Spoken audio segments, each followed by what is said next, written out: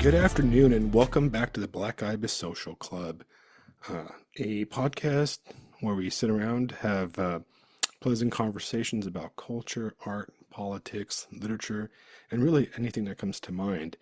The idea behind the podcast is that we are an open-ended forum, a place where friends can come, sit down, and we just have conversations over a cup of coffee or whatever you like drinking. And I'm Alexander Constantine, and my co-host Visto Sabani is here tonight. And Hello, everyone. specifically tonight, we have a very special guest, somebody I've been looking forward to having on the show for a while, Mr. Constantin von Hoffmeister. And Mr. Hoffmeister has recently published a new book called Multipolarity. Welcome, Constantine. Well, thank you very much for having me. I appreciate it.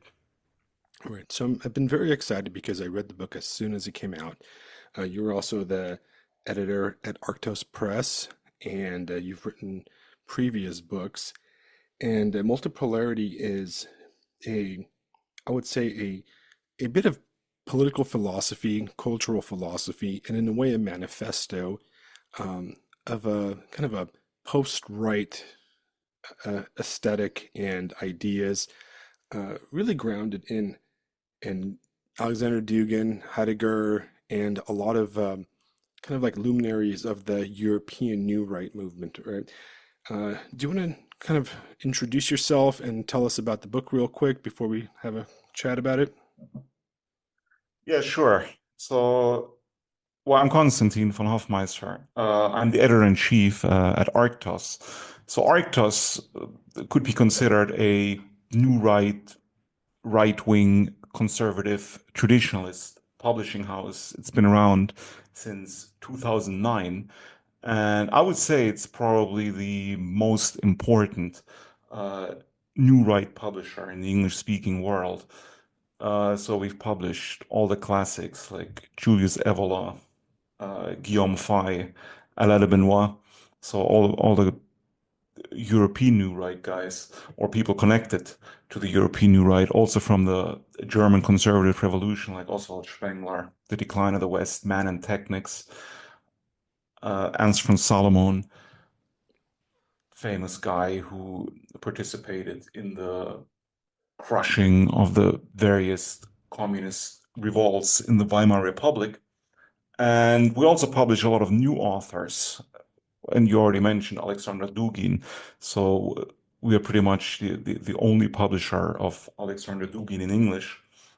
Right. And Alexander Dugin is quite a prolific writer. So we have quite a lot of his books in our catalog. We also recently published a book by Daria Dugina, his daughter. It's a collection of essays and speeches that she gave about the French New Right because she was intimately connected with the French New Right. And Alain de Benoit, I would say, is the most famous of the French New Right luminaries. He was actually her godfather. Right. So that book was obviously published posthumously since she was unfortunately and tragically, brutally murdered um, 3 years ago. Right. Uh, yeah, we also published like Dominique Venet, who became famous because after he shot himself in the Notre Dame Church in Paris, we published we published a second book by him also last year. It's a sort of meditation on the famous German writer Ernst Jünger. So, I mean, this is just like a short overview of the books we publish. I'm the editor-in-chief at Arctos, and I've been with Arctos since 2019, so about 6 years. I oversee the publishing aspect of all the books and the editing process and the manuscripts that get sent to Arctos. I look at them and decide like which ones are a good fit with us. I also manage the arctosjournal.com website, on which we publish like several articles per day from a variety of international authors that I would say are beyond left and right. Because really, if you think about it, like the whole dichotomy left and right is pretty much obsolete nowadays. I think I now agree. it's pretty much, yeah. Yeah, I think yeah, nowadays it's pretty much just like populists versus the elite, right? Like it's the people versus the elite, the nefarious, satanic elite. Right. Uh, I mean, I don't consider myself right wing at all. Like I would never call myself a conservative or a right wing person because I'm not, right? Because I have a lot of inspirations from, I would say, different political camps, from what is considered the right, but also what is considered the left in mainstream discourse. Um, so I'm originally from Germany. I was born in Germany. I lived there until I was a teenager, but then I left and lived in a variety of countries. I lived in the United States for 12 years. I lived in Moscow, in Russia for over 10 years. Lived in India for several years, in Uzbekistan for a year, and traveled extensively throughout Europe and North America and also in Asia. So I have a lot of experience meeting different people from different cultural backgrounds. I Right. mean, people often accuse, say, Arctos in general of being some sort of, I don't know, racist or maybe white supremacist outfit. And I would argue that nothing could be further from the truth because, I mean, even at Arctos, we have a lot of authors that are not white from different ethnic backgrounds. Right. So To I would, interrupt real fast, you kind of jumped ahead of a note I wrote here, which is I based on multipolarity in reading it. I predict you've gotten some pushback from the more white supremacist right from some of the chapters in that book itself. Because I can see their criticism coming towards you for your views on racism. But we can go into that later. But it's funny you mentioned that because it's something I was thinking while reading the book. well, the book, I mean, I was inspired to write the book because of what's happening in the world right now, Right. because we are entering the multipolar age, or I mean, some say we're already in the multipolar age, and I would agree. I mean, it's just being solidified at the moment. And well, I call the multipolar age also the age of empires, or the sort of like a return to the age of empires, sort of like the pre-Westphalian order, if you know what I Right. mean. Right. Absolutely. Right. Well, Arctos is, I guess, like you said, I think it is the like kind of the preeminent alternative right wing publisher of 20th century European right wing thinkers. It's very popular in the United States among certain members of the, I guess what we'd call here the alternative right or the non-Republican conservative, right. And Yeah, isn't the new term the dissident right? I don't even know what the new term is, and I think that I think you're check right. back tomorrow. We'll find out. Right. I think you're correct, Constantine, that, and we've been struggling with this on, this very podcast when we have more, these more political conversations is that I agree with you. I feel that the distinction between right and left is anachronistic, right? It is really a leftover of the 20th century that no longer truly describes what's going on. You can see that in some of the ironies when people list their beliefs and then compare them to some of the kind of mainstream liberal views and the arguments, and you're like, wow, you're arguing with a liberal, like an American liberal who has the views of a conservative from 10 years ago, and they're pro globalism, and they're, and it's like, what's going on here, and it's confusing. And I think we are, because we are in I guess, the internet speak world would be the vibe shift, or like the, really a dawn of a new political era and a new cultural era, that we need to really kind of redefine positions and redefine ideas. And that's why I really liked multipolarity, because it is an attempt at kind of moving the conversation past the old 20th century kind of mainstay of thought, and I find it very interesting. Well, thank you. I appreciate it. So, I mean, yeah, I suppose this is what I attempted to do with writing this book to, like you said, to sort of overcome this anachronistic and artificial divide between two camps that don't really exist anymore as they might have in the past.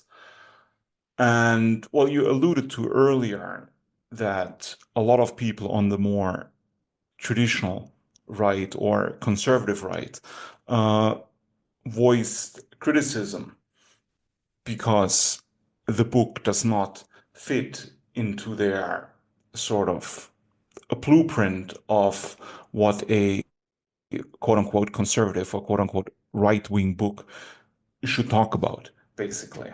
But at the same time, uh, it also doesn't fit neatly into I don't know, what is always considered a left wing sort of form.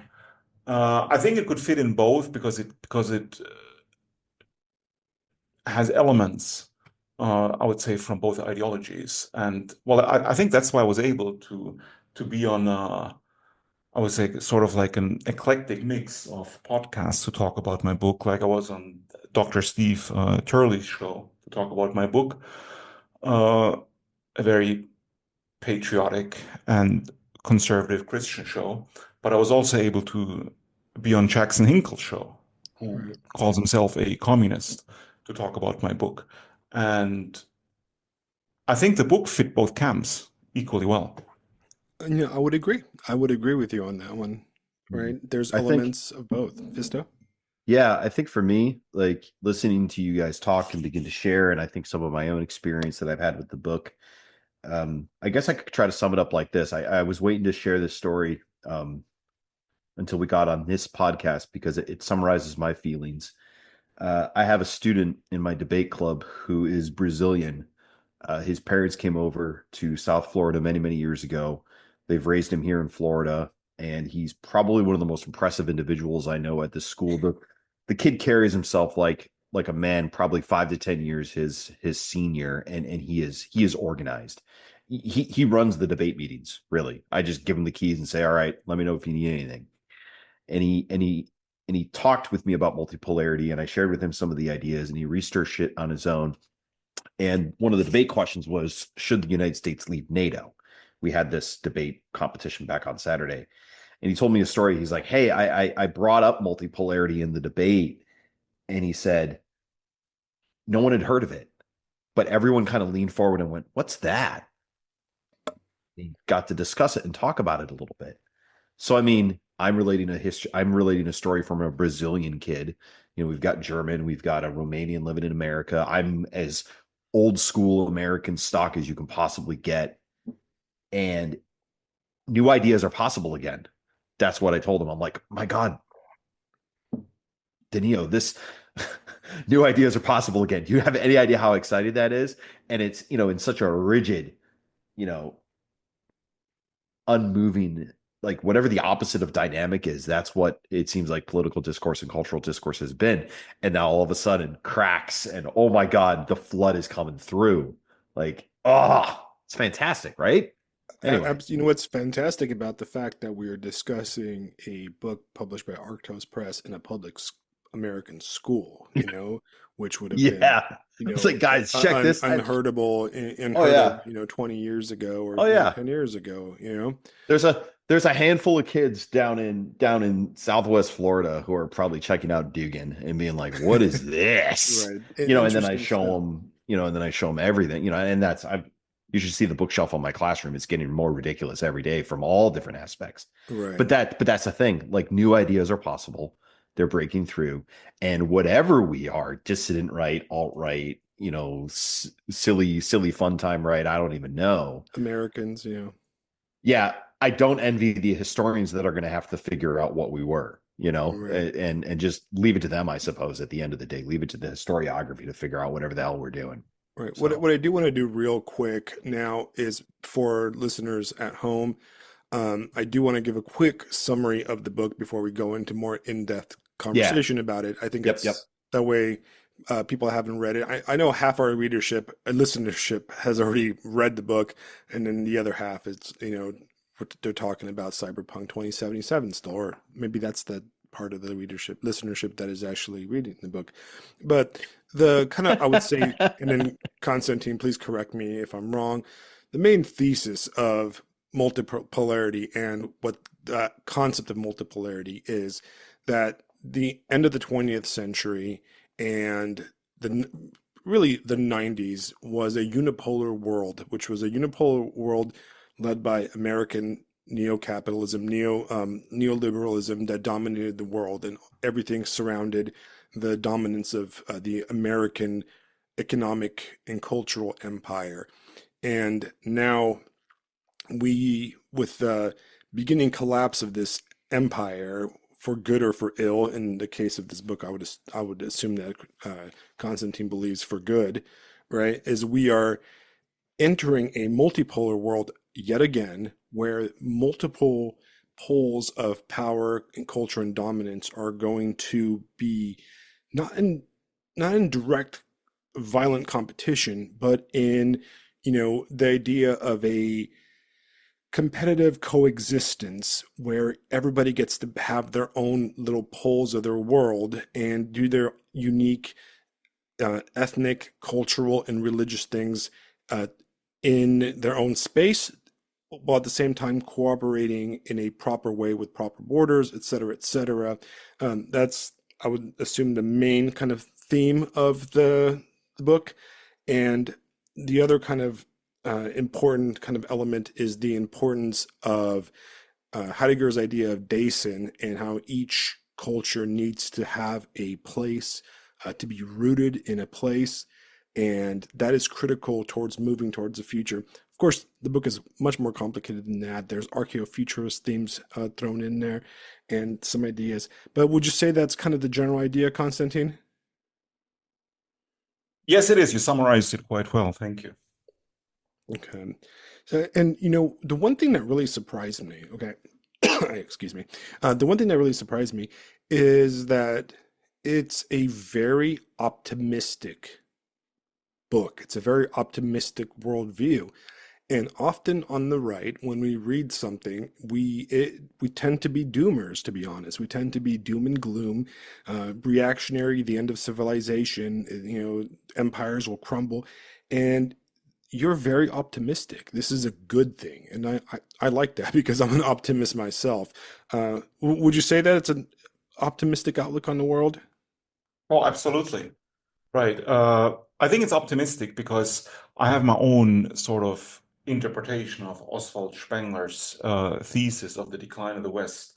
I mean, I think a lot of your listeners are familiar with Oswald Spengler, the Absolutely. German historical philosopher who wrote The Decline of the West about 100 years ago, in which he already predicted the downfall of Western civilization. I mean, we are obviously in the middle of it. I mean, we're witnessing it we're witnessing the West in a much, much worse state than Spengler witnessed it 100 years ago.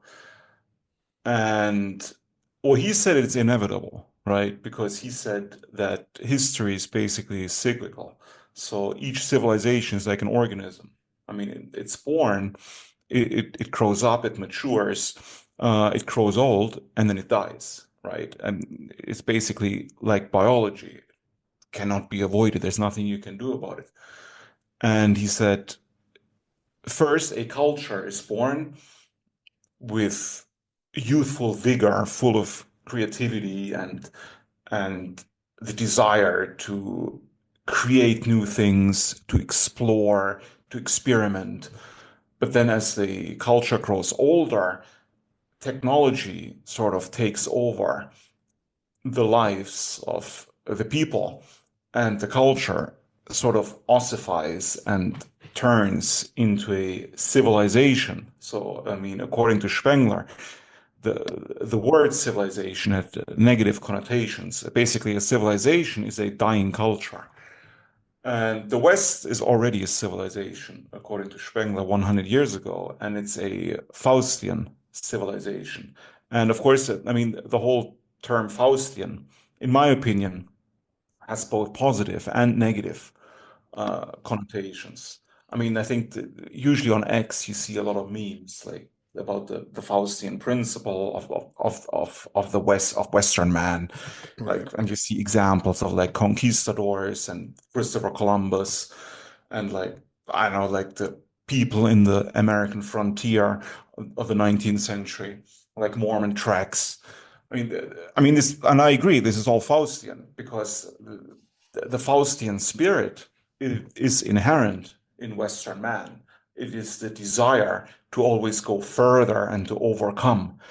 And I would even argue that Elon Musk today is a prime example of the Faustian spirit in action, with his vision of colonizing space and sending people to create a settlement on the red planet. So all of this is Faustian, and all of this is the West. I mean, no other civilization, I would say, in the history of the world was as expansive as the West was. I mean, if you look at the British Empire, and people used to say this, the sun never sets on the British Empire, which was Right. true, of course, at the time, right? And well, then you have the American Empire, of course, which is another Western empire. Um, so I mean, these things are glorious to a great extent and very admirable because it is a stuff that legends are made of, and beautiful books are written about it, and movies are made about it or could be made about it. Unfortunately, they're not because we're ruled by the woke leftist mob. But well, they could be, and they were in the past. Right. So I would say this is the positive aspect of the Faustian spirit or the Faustian principle. But according to Spengler, to go back to what I was saying earlier, the decline of the West, he also viewed it negatively because he said the Faustian spirit is at its height during the phase of decline. It's sort of like imperial overreach. Also, what happened to the Roman Empire when you're already in decline, but you're still trying to grab more territory while everything's falling apart at home in degeneracy and decadence. Right. And well, Spengler said that during the stage of terminal decline, uh,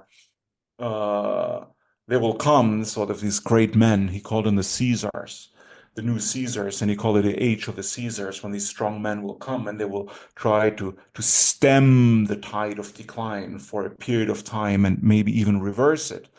And they might be successful, but only for a short period, because as I said earlier, the decline and death is inevitable, and they also won't be able to stop it, right? They might be able to prolong the period of decline, but they will not be able to stop it. So yeah, so I think, well, Donald Trump obviously is one such man, right? He's one such Caesar because we're witnessing the decline of the West in full swing, especially the American part. Right. And well, Trump wants to stop it, or he thinks he can stop it. In my opinion, he will not be able to stop it. He will be able to sort of prolong decline and maybe bring back some sort of former glory for a period of time. But the day of the West has come and gone. I mean, the West is finished. The ship has sailed. And the reason I'm optimistic though about it is that something else will arise, and this something else is the age of multipolarity.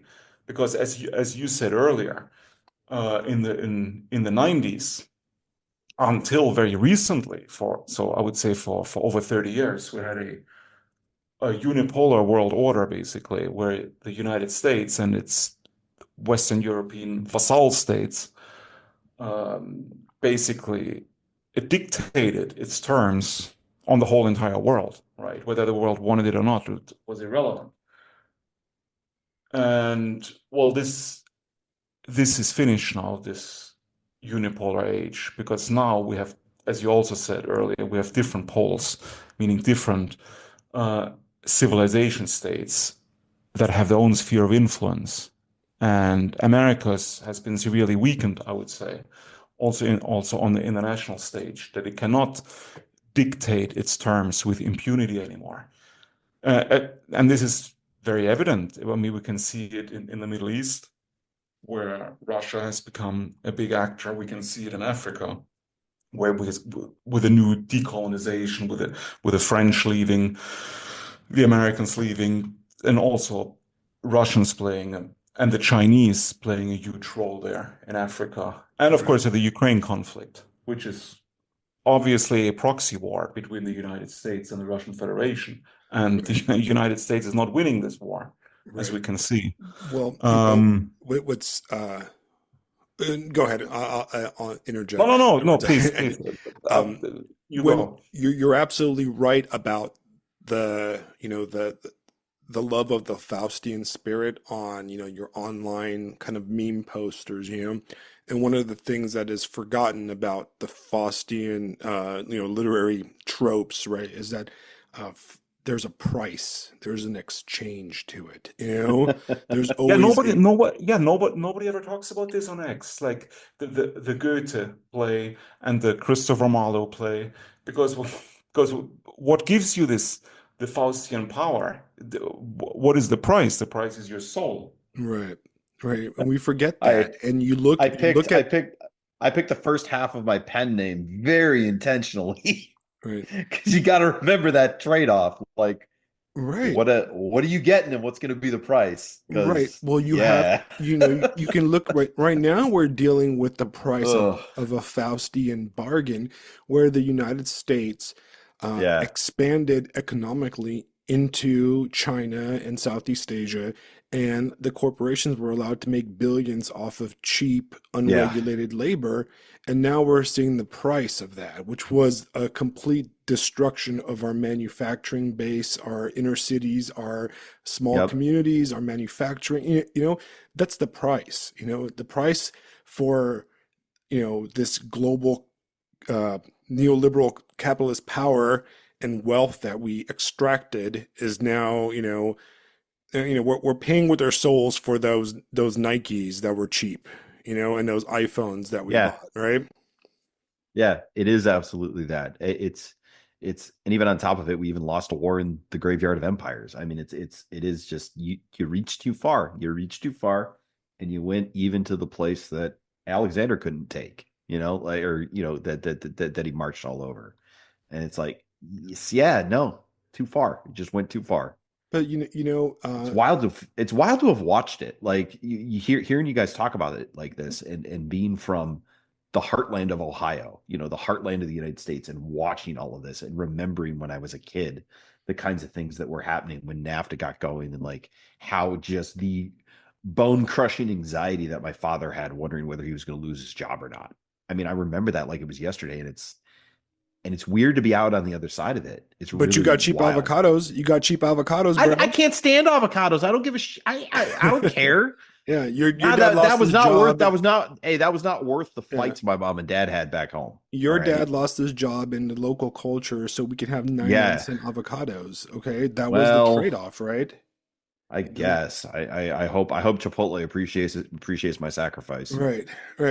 But yeah, that is really the Faustian spirit of sometimes we it's a good thing and it's also a bad thing. And sometimes if you ignore the price of the things and go too fast, then you will hit those negative elements, and there will always be a price.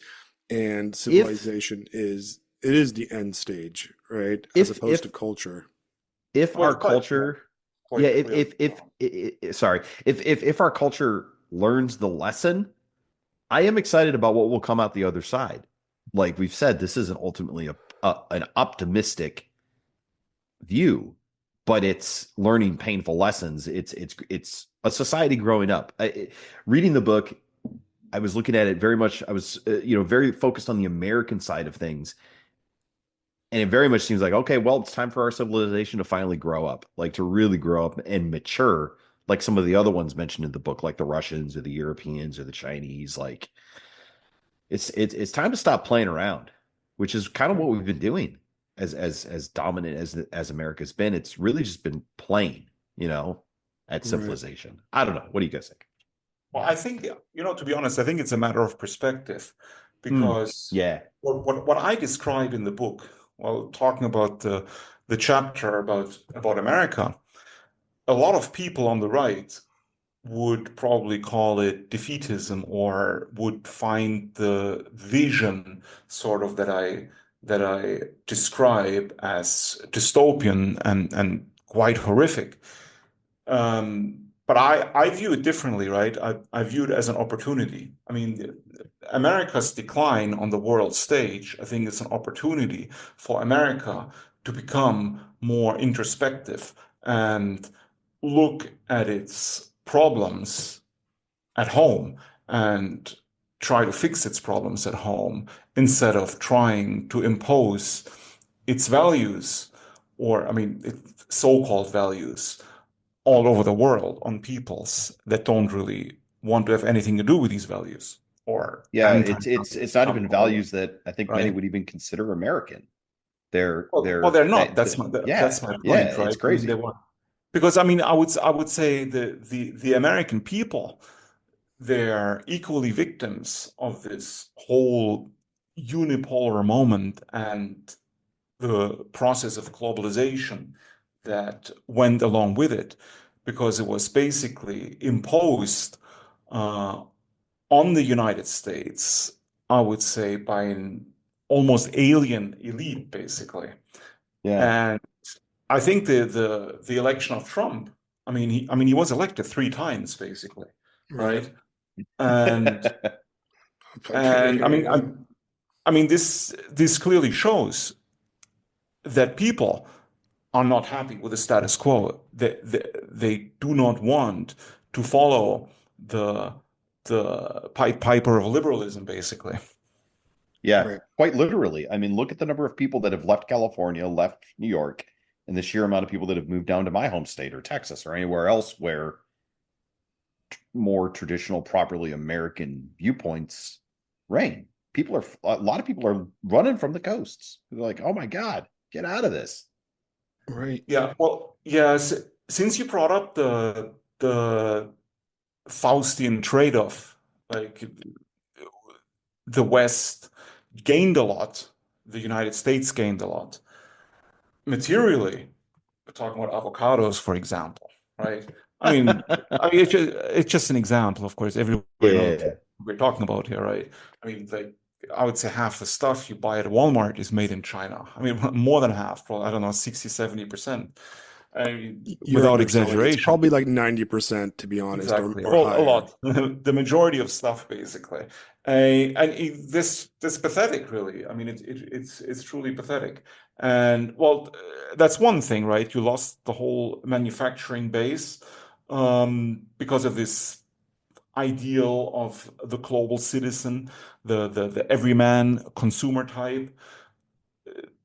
The establishment does not want to differentiate between cultures or ethnicities. I mean, they want everybody to eat the same food, to watch the same shows, to wear the same shoes. But people reject this inherently, because this experiment has been tried for decades now and it doesn't work. I mean, I've lived in the US for quite a long time, and I've traveled extensively. I mean, I've been all over the place. And well, for example, I was in Los Angeles last year in March for several weeks, and I think Los Angeles is a good example of an ethno-pluralist city.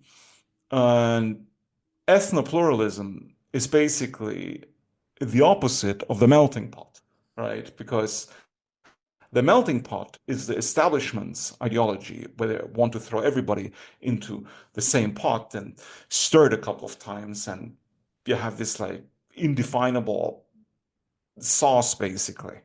But ethnopluralism is basically each person keeps his or her own traditions and heritage intact and lives it on a day-to-day basis, basically. And people self-segregate in order to do this voluntarily. And in Los Angeles, it's very evident, because you have, like, you have Little Tokyo, you have Chinatown, you have this Ethiopian neighborhood, you have the Italian one with all the Armenian street one. signs in their own language, like lawyers, Yeah. restaurants and coffee Hmm. shops, schools, etc. I mean, people generally like to stick with their own, basically. I mean, you see this in high schools even. I mean, even in high schools, yeah. I mean, they Can said people confirm. self-seg. I mean, the students self-segregate. I mean, Yeah, it they do. starts at an early age. It's just a tribal mentality. It's genetic, basically, Right. and there's is nothing inherently bad about it. No, But it doesn't I mean, grew up in Los Angeles, and I'm familiar with what you're saying. You know, I spent most of my life in Los Angeles, and you're right. You know, I grew up in kind of the suburb of Los Angeles, a little side city called Long Beach, California, and Long Beach, California has um, the biggest population, the largest population of Cambodians outside of Cambodia. And the reason we had the largest populations of Cambodians outside of Cambodia was because during the Khmer Rouge thing going on in Cambodia with Pol Pot, uh, the refugees went from Cambodia to like Hong Kong, and they were brought to the United States, and most of them settled in Long Beach, California. And there's entire swatches of the city which are Cambodian. Most Americans have probably never met a Cambodian, but I grew up going to school with a ton of Cambodians, you know, and it is interesting because they do still keep their culture, while some of the younger generations have fully assimilated, both for good and bad, right? Uh, you're absolutely right, Constantine. It is like that in Los Angeles, you know? Yeah, it's like that where I live. Sorry. It's like that I where I think live this, too, being in a rural Florida county, and we've got everybody here. Everybody you can find in North America is down here in one capacity or other, and they act just as you guys described. well, I'm not saying it's a bad thing, though. No, no, No, I know, it's I not. agree. Yeah, No, I mean that I the think whole it's a time good you guys have thing. been talking. Yeah, no, absolutely. I keep thinking about the just last month we celebrated our yearly town festival, and everybody comes out. And this last one was a major anniversary. And guys, I could tell you, all the Latin bands, the black churches, all the crackers on their, on their tractors, and the cowboys, and I mean, my God, everybody came out. The old boomers in their, restored World War II era planes or whatever, flying overhead in formation and everything. It was like every shade of the groups, every shade of the people in my town, everybody came out, and it was an absolute riot. It was fantastic. So like we all come together and do that and recognize everything, and then okay, back to your homes, and we'll do it again next year, and enjoy your life until then. all right. Right. It works. It Yeah. can work. No, well, it has to work because there's really no other option, in my opinion. And Yeah. I think people, like say different ethnic groups or different cultures, should be allowed to basically practice their own traditions as they see fit, whether you agree with them or not. This is, again, it's completely irrelevant. I mean, this is the whole idea of multipolarity, and I think the multipolarity is on the global stage, where you have like these new empires or civilization states, each basically following its own path of development, whether it is a democracy, communism, a feudalism, or a monarchy. I mean, whatever they think is right for their civilization, they should be allowed to follow. And I think ethnopluralism is what is happening within these empires, including the United States, which is basically an imperial structure. I mean, it's a civilization state with a lot of different cultures within it, and some of them extremely dissimilar to each other. Right. And they should be allowed to practice their traditions because they are already there, and a lot of them will most likely not leave anytime soon, if ever. And I mean, talking about Western Europe, it's very similar, right? I mean, in Western Europe, is not racially or ethnically homogeneous anymore, and hasn't been, I would say, for decades. And it is getting less and less homogeneous by the day.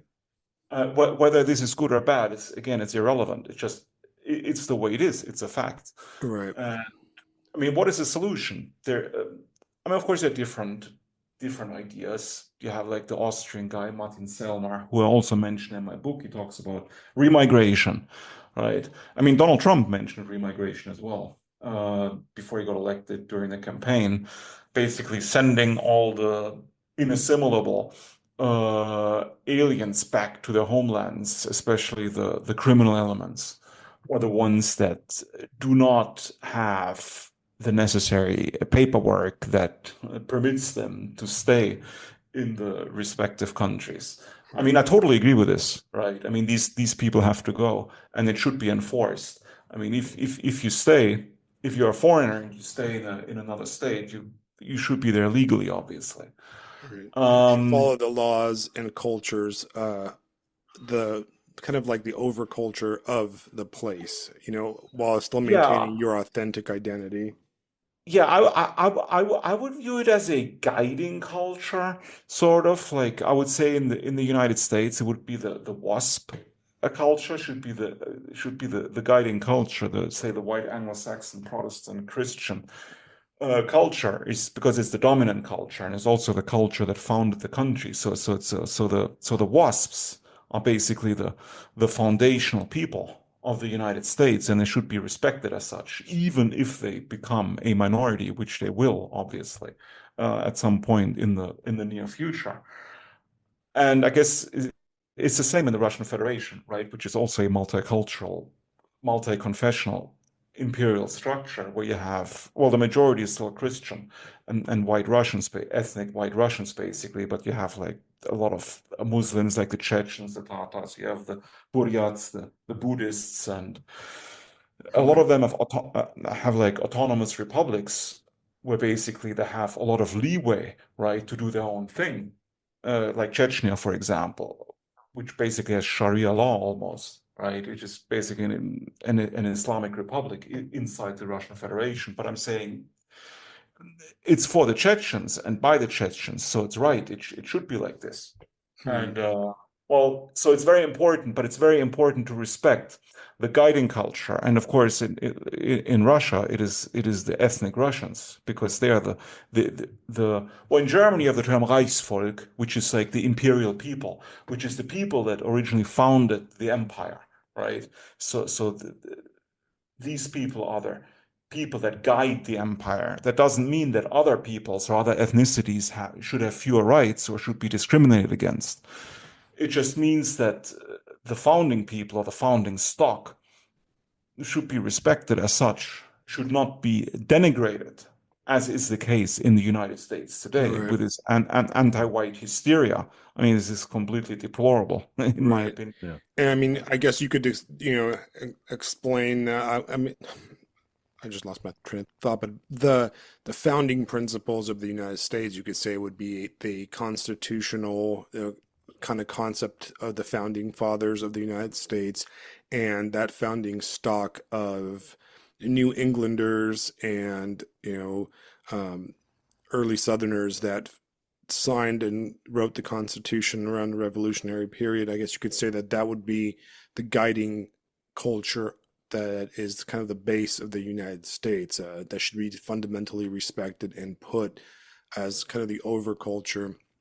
Um, I do want to pivot real fast and kind of stick similar topic, but the few chapters I think you're going to get some pushback from some more extreme right wing elements are your the one that has kind of a, I would say, I don't know if you intended this way, but it's kind of a tongue in cheek title, which is the liberalism is white supremacy, right?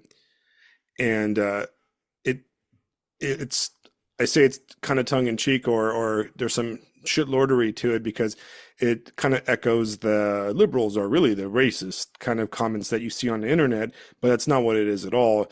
Um, and I found that very interesting, and I agreed with it very much so, because I have myself traveled around the world and I've been to many, many places, right? And one of the things I noticed in traveling is that the thing I enjoyed about traveling and visiting and being around people of different ethnicities and cultures and different nationalities is that I wanted to be in their culture. I wanted to experience their culture from during my time there. So when I was in Tokyo and when I traveled through Japan, I wanted to be immersed in Japanese culture. When I was in Malaysia, same thing. And I was in Timor and I was in Eastern Europe. I wanted to be part of that culture and really absorb their culture. And that's what I enjoyed about traveling, right? But in all these places, right, you have kind of a overlying element of what I guess you could say is capitalist neoliberalism, where even places like Tokyo, you go in downtown Tokyo, or I mean, the equivalent of downtown Tokyo, and if you were to close your eyes and squint real fast, it would be indistinguishable from town, Times Square in New York, right? Because all you would see is Gap, Gucci, Prada, and all the other, like, Apple Store, and they're indistinguishable from each other. Even in Borneo, Malaysia, you need a cup of coffee in a country that produces coffee, you go to Starbucks, right? And it is a liberal multiculturalism and is basically a deadening of local culture completely, and that is not true multiculturalism, it is it's the exact opposite, right? And in your opening chapters, you talk about the idea of authentic diversity, right? And I think that's a really fascinating thing and a really interesting thing, because I can say that I want multiculturalism. What I really want is I want authentic diversity, not what the liberal progressive left calls diversity, which is actually slop culture, generic neoliberal progressive, like LGBT, everybody's trans, everybody has these crazy like extra rights and stuff, and spread upon everybody, right? I want authentic diversity, right? And you don't get that in this, unipolar world, where what we consider multiculturalism is really just corporate consumerism spread far and wide. Yeah, I think Yeah. another way to say it would be like a bureaucratic diversity is what we're suffering from, especially since, I really like that chapter too, because it showed how liberal democracy is a totalitarian force, just like communism, just like fascism. It wants everybody on the same side and everybody on the same page. And if you're not, HR/the gulag is your destiny. Right. Right. Well, that's why I call it like liberalism is white supremacism, because, well, it's basically you have these Europeans slash Americans, say white people, mostly white liberals, who want to impose their preferred way of life on not only their own populace in the West, but also everywhere else in the world, like in all the Right. non-Western countries as well.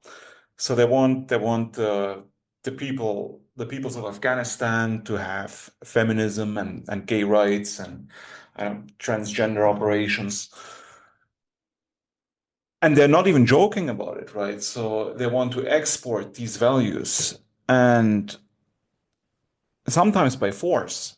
So they use the soft power, of course, like Hollywood movies, TV shows, all that stuff to sort of indoctrinate the people, because like young people in a lot of countries in different parts of the world really enjoy, or at least used to enjoy, these Hollywood productions. I think this is becoming less so, thank God, but they're still very influential. So I would say this is the soft power element, how liberalism sort of like spreads its tentacles across the globe.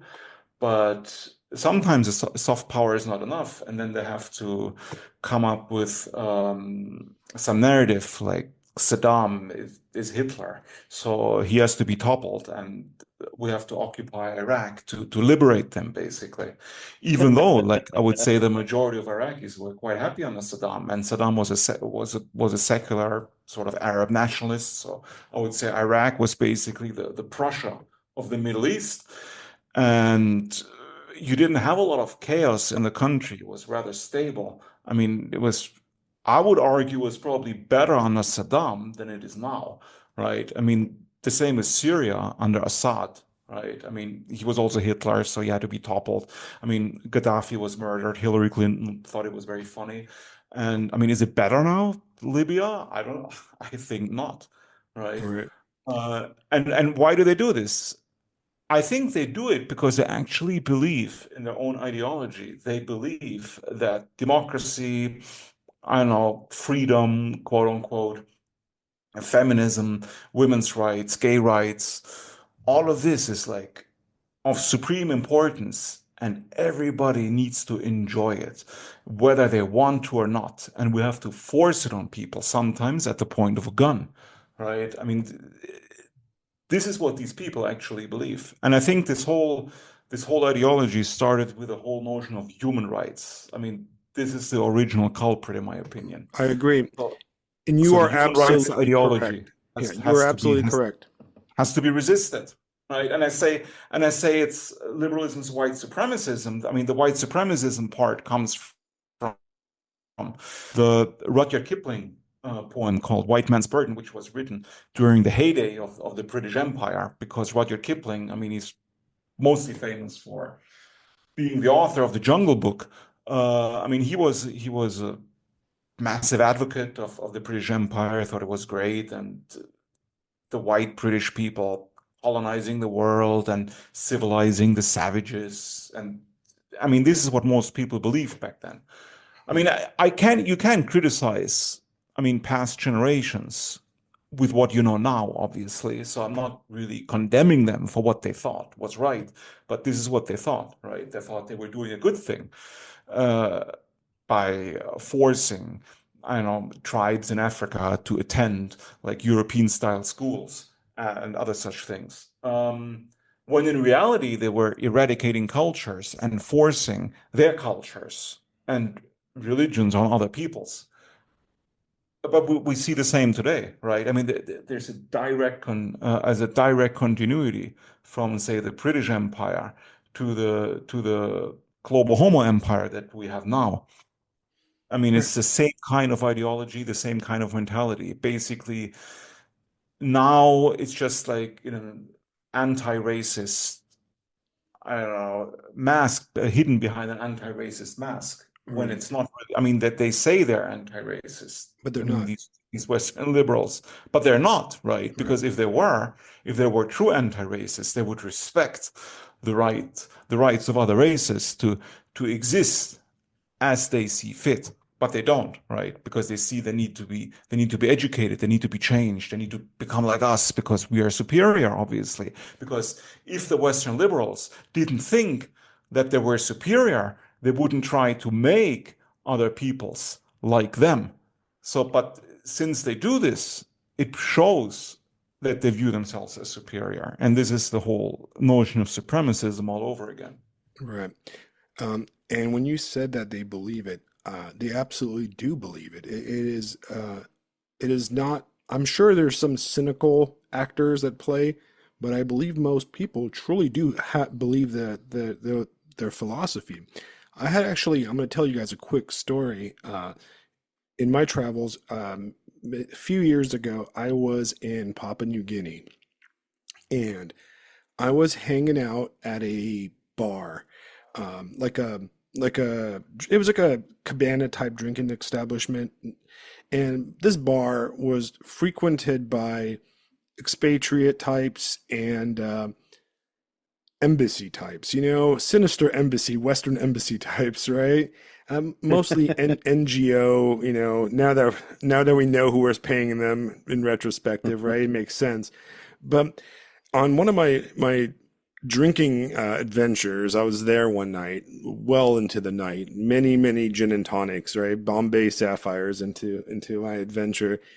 And this woman comes in with her like little entourage, and she's obviously like she has every marker of being like one of those people, like danger glasses and everything, and real bitch face, right? And I start talking to her, and she starts going on this exposition, this soliloquy about how she is here to teach feminism to the poor women of the area, and how she's gonna do this, and I was maybe 7 8 gin and tonics in there, right?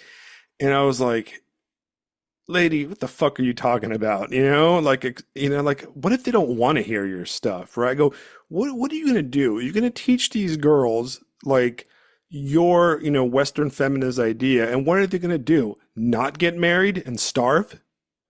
You know what I mean? Or are they going to go what like start like a feminist movement, and their only choice in life is, to get married to the guy that's farming like the coconut farm down the street, right? Down the dirt road, and the betel nut farm, right? And it's like, what are you going to do, The betel nut farm. I caught right? that. Are you gonna teach him Andrea Dworkin, like feminism, and and what value does that have for these people? What value do you have by bringing in this virus into their culture? When they're born and they will die in this place, and it's where they belong. You're just going to She's destroy their local, you know, being. And I mean, she I probably said it in a lot maybe more eloquent or less eloquent, depending what you think about my alcoholic fueled rant. She wasn't very happy with me. Okay. I think her bodyguard wanted to beat me up, but I escaped. But ultimately, I saw the mentality firsthand when I dealt with her, because it was exactly like you're saying, Constantine. It was, these people are true believers, and she was there because the locals were wrong. They were too stupid to know how yeah, to it do anything, it it, it strikes me as this woman is just she's like the film negative of a Christian missionary. I'm gonna go here and spread, the word of Christ to all these guys, but not really. It's the film negative of it, because she's probably a materialist atheist and doesn't believe in Right. anything eternal or believe that there's anything beyond this life. So you've got to do it in this life because this is the only chance you get. At least with the old school Christians, you had, oh, so everything works out after I die. Perfect. So I'll go marry the beetle nut guy and call it good. Right, right, Like, right, oh my God, like it is just the same old imperialist bullshit with new fancy paint on it. I mean, it's lipstick on a pig. right. And Ah! that's why I really I like those chapters and stuff in the book. Yeah. And because I saw it firsthand, and I saw it that, in, I don't know what you guys think of him, but in Curtis Yarvin's like old online essays, he has that section where he talks about how when we decolonized, we were okay with everybody that was decolonized adopting the same exact government we have, but we hated everybody we decolonized that adopted an older style government, as in the Islamic countries. They went back to their old government, and we're like, oh no, no, no, stop that, And then we have the disaster in the Middle East, right? So yeah, it's interesting because it's always, we're going to liberate you and give you democracy, and then they vote. We're like, well, we don't like that how you voted. Well, You know what I hold up, mean? hold up, hold up. We Yeah, didn't we didn't kill all those people so you could vote for the wrong direction. exactly, and that is the problem. I mean, that's what happened in Iraq and stuff. We're like, oh, we're going to get rid of the Hitler dictator, and then they voted for ISIS, and what I'm simplifying things, Why do but you guys keep voting for Hitler? Stop it. right. And we don't like that. And when I say we, I mean the Western world, right? So it's ultimately, it is exactly the same thing. It is, the white man's burden that we have to, teach these poor, unfortunate souls not blessed with being born in the United States or Western Europe how to do the democracy right? Well, it's basically unipolar mentality, Right. right? Like, Yeah. like the woman you talked to in the barn basically said that, well, they are wrong, and I'm right. And this is what I would say the majority of Western liberals believe. They believe that they are right, and Right. everybody else is just simply wrong, and they need to be taught the right way, basically. And I mean, you can look at the Taliban, for example, in Afghanistan. I mean, I've read several articles about the Taliban recently, and apparently they're actually really popular among the Afghan populace. And it's not some artificial popularity that is sort of forced on them. Like there's some real grassroots support for the Taliban, which basically means I would say that the majority of Afghans, and they want the Taliban. It's just I mean, and why can't they have the Taliban if that's what they want, if that's what they're happy under, if that's what they feel most comfortable with? I mean, I personally see nothing wrong with it, to be honest. Right. Uh, but of course, the West thinks differently because, like the woman in the bar, the Taliban is wrong because they, I don't know, quote unquote, oppress women and I don't know, don't allow homosexuals to express their sexuality freely and publicly. They need to be re-educated or occupied or they're removed from power. And this is what they do all over the world. This is what they have been doing all over the world. But not only are they doing this all over the world, they're also doing it within the West, right? Because I think Right. there's a paradigm shift in the West. I mean, you saw it with the election of, with the third election of Donald Trump now, the second term. It's a complete landslide. I mean, I was shocked, really. I mean, I was quite optimistic. I was quite sure that he was going to win, but I didn't expect him to win so bigly, as he would say, right? I mean, it was really, really amazing, which shows us that he has a true mandate from the American people to do what he does, because everything he does, he pretty much announced before he got elected. And I think people support it. And I'm not surprised. And I think the same paradigm shift is also visible in Western Europe. I mean, you saw it in Romania with Ceausescu, Right. who in the second round was poised to win the presidential election and become the next president of Romania. And he's a very conservative, I would even say traditionalist candidate. I mean, very, very religious, very orthodox, an admirer of Corneliu Codreanu. Oh, I mean, open admirer of the great Romanian leader from the 1930s, the traditionalist leader. And he had a massive support. I mean, without a huge marketing campaign. I think mostly on TikTok. I mean, Right. that's where he gained his popularity. I mean, we all know what they did, right? They just basically annulled the Just election, annulled the elections. and then Yep. they banned him from running again, and now they even want to throw him in prison Democracy, ladies and gentlemen. on some weird charges that don't even make any sense. And now they did the same in France with Marine Le Pen, uh, who's also the most popular presidential candidate in the country. She probably would have won the presidential election in 2027.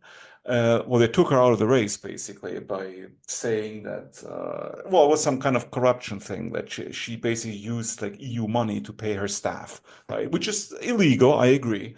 The problem is, though, she's probably guilty, right? She probably did what she's accused of doing.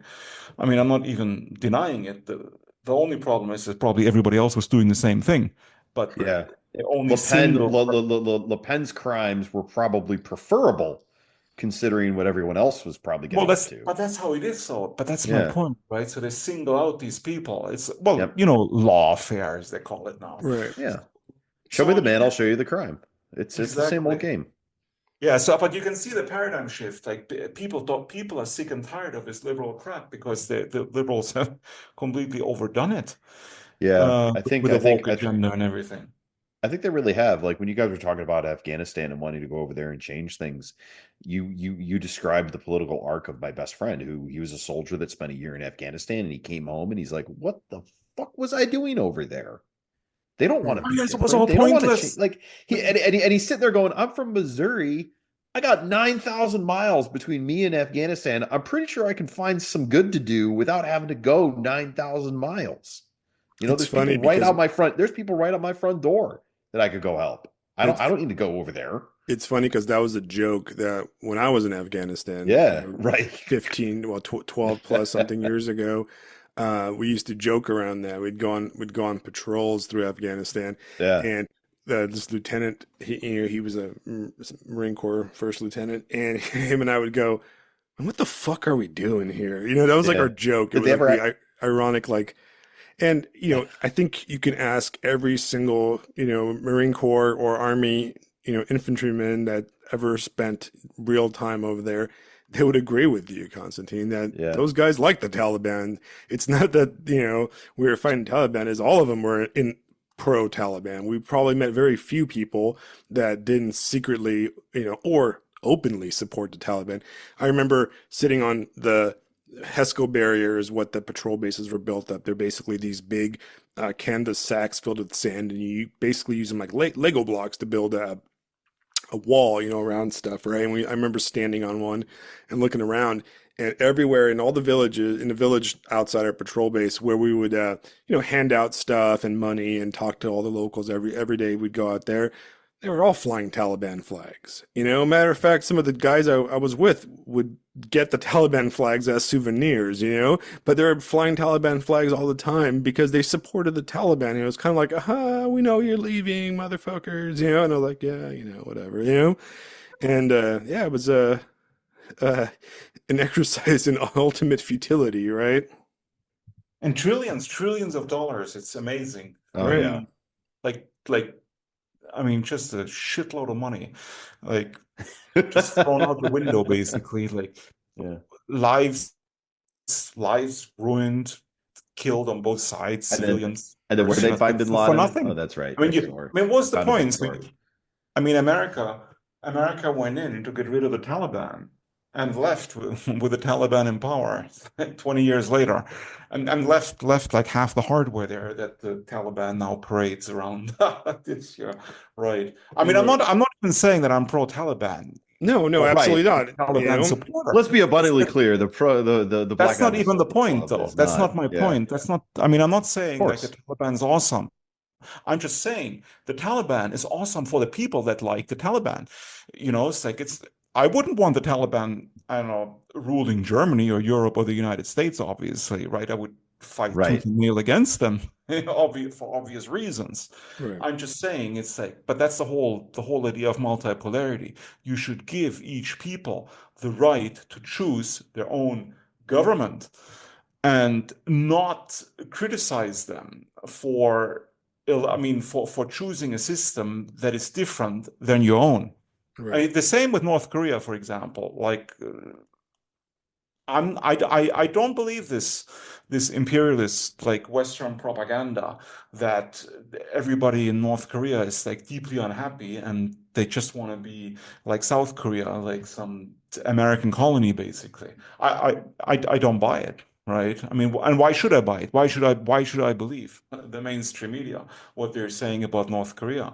And what is wrong with North Korea anyway? Why can't they have like the dear leader or the great leader and be completely isolated? Like, why not? Like, what's wrong with it? If that is what is in their soul, basically, if this is what expresses their desire of the Heideggerian Dasein, as you mentioned earlier, they're the innermost being, basically. I mean, I think it's closely aligned even with Confucian ethics. I mean, the Democratic People's Republic of Korea.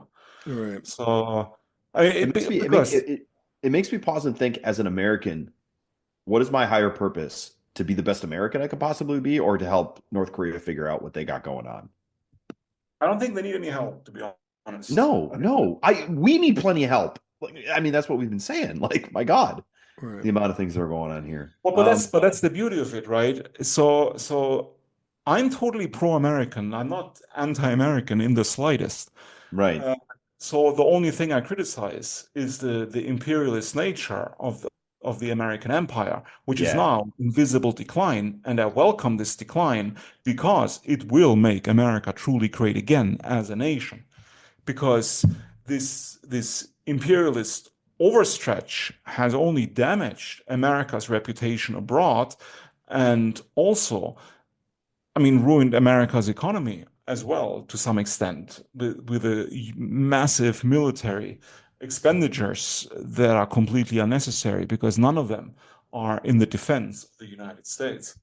And Right. Donald Trump is absolutely right. Like, why should, I mean, we talked about, I think you mentioned NATO earlier, right? Yes. I mean, NATO shouldn't even exist. It should Right. be, I mean, not only should America leave NATO, of course, America should leave NATO, preferably today rather than tomorrow.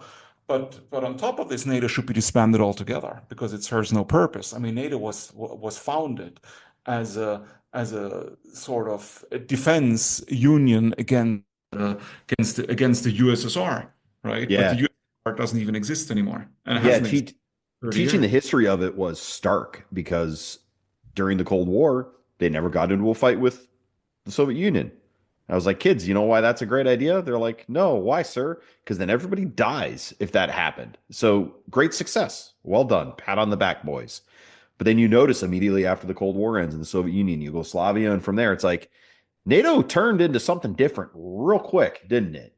So what is it now? Is it what we say it is, or has the beast mutated into something unhelpful to all involved? I mean, Right. clearly, yes, of course, it's got to go. There's no reason for it. You know what's interesting? Both of your guys' statements could have been something that a liberal progressive professor in 1989 would have said in their class.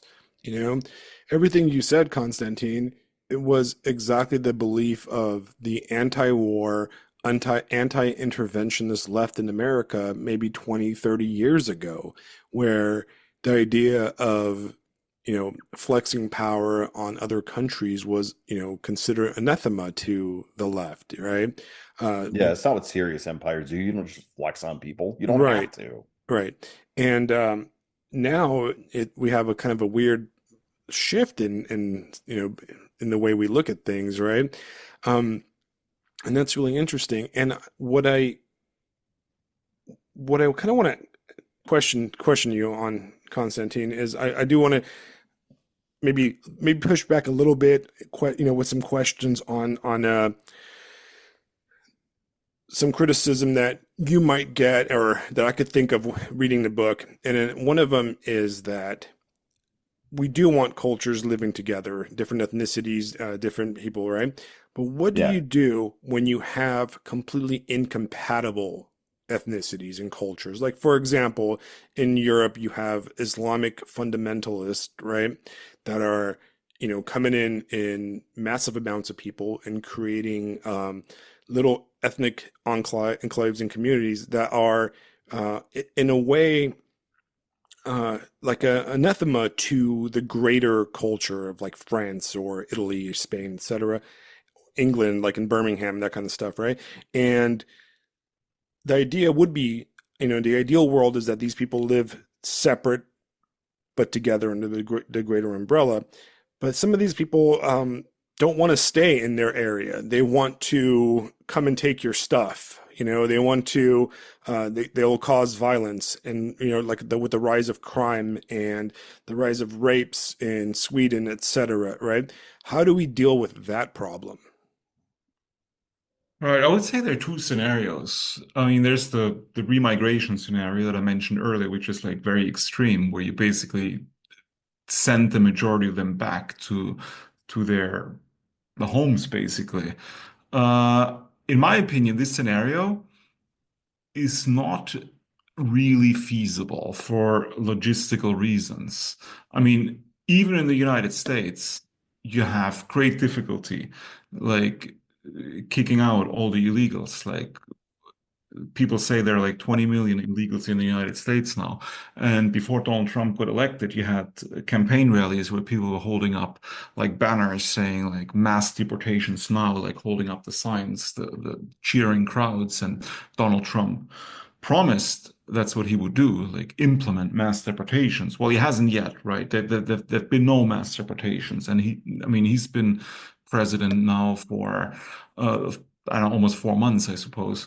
But there's been no mass deportations. I mean, the numbers that I've seen from ICE is like a few hundred per day.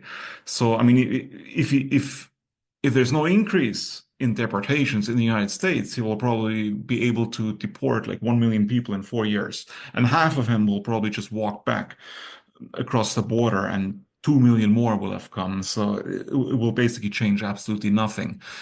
I mean, that's my opinion. And America shares a border with Mexico, like almost, I don't know, like what is like 3,000 miles Right. almost. Hmm.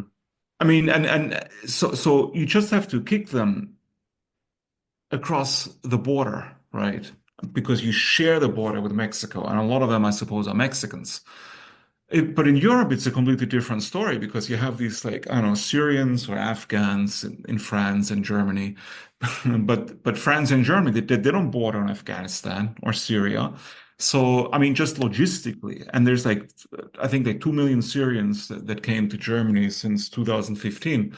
I mean, how do you get rid of 2 million people? I mean, even if you wanted to, right? Just purely hypothetically speaking, logistically.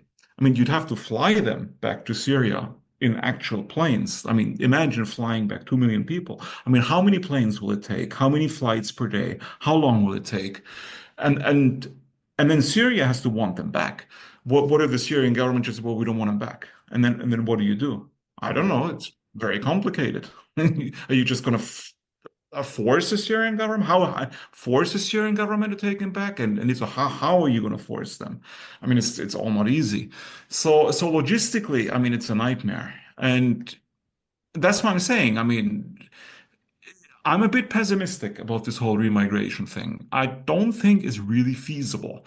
I mean, of course, you can always deport a certain amount of people. I mean, some people are being deported now. I mean, hardcore criminals, etc. There's some special deals made, I mean, with the Taliban in Afghanistan to take them back. But I mean, it's just like a drop in the bucket, basically, Right. because they deport like 300 and 3,000 more come. So I think that the solution is you have to close the border completely. Like you don't let anybody in anymore because that's not what is being done right now. The borders are wide open and every day new ones come in. So you have to close the border. Of course, you still have a lot in the country. You will not be able to deport, I mean, that many. So I think that you need because you have like now you have this liberal democratic system in power, which is very, very lenient, like regarding crime and sort of antisocial behavior. So if you had a tougher government in power that could deal with it in a much tougher way, I think then you could be able to control it much better. I would say compare it to, say, the Roman Empire, which was also multicultural, multi-ethnic, multi-confessional, where basically you had these regions where people did their own thing. Like you had the Germanics, you had the Jews, they worshiped their gods and practiced their customs, and the central government in Rome pretty much let them be, right? As long as they uh, paid their respects to the Roman Emperor, because you had a central government. That's the nature of the empire. So if you have some imperial structure or a strong state with say a capital, but you have an ethno sort of makeup of the country where you have these say for example you have these Muslim Arabs living in one territory, maybe even under Sharia law if that's what they want, why not, right? As long as they don't venture out of this territory and become aggressive towards their non-Muslim neighbors, I think it would be perfectly fine, to be honest. But you just need a very strong police force to police these regions to make sure that people actually stick to the territories. And if they don't, that they don't behave in an aggressive way towards other ethnic groups that do not share their values. And this, I mean, I don't want to sound like I don't want to sound like anti-Muslim here because it doesn't, I'm not just talking about Muslims, I'm talking about, like, say, all ethnic groups or religions should be treated like this, basically. Right. Like they should be respected in their territory in an ethno-pluralist framework. And yeah, and then you could make it work if you have a strong central government with a strong police force. I think in my opinion that's the most realistic scenario, and I think not just for Europe but also for the United States, because like I said, I don't think you'll be able to deport all these 20 million people ever, probably. Yeah, It, I don't. I've been thinking long and hard about that synthesis between the WASP of the North and the Latin of the South. And as multipolarity advances, I think we're going to be turning inward, and we're going to have to deal with the problems and the conflicts that we have here. And I wonder, how do we get there? How do we resolve the conflict between the north part of North America and the more central part of Mexico. I mean, Mexico has the biggest, by far the biggest city in North America. 23 million people, or however many it is, live in Mexico City. I live in North Caribbean. I'm in Florida, right? But this belonged to the Spanish Empire. And I think, tell me what you guys think of this, but I think some kind of imperial structure is probably going to be what holds it together. And I think, for example, I mentioned earlier that my family's been here. We landed here in 1638. I can trace my fathers all the way back to original Pilgrim settlers, right? I met someone this weekend who she can trace her family back to the brother of Hernando de Soto, which was awesome. So we got into this huge discussion. And I look at, those two family trees. Who has more claim to North America? Well, at the end of the day, neither of us are getting on a boat and going back. So we better be able to figure it out. How do we Right. do that? I don't know. That's kind of where I'm at. Right. I think you need an empire that unites the United States, Canada, and Mexico.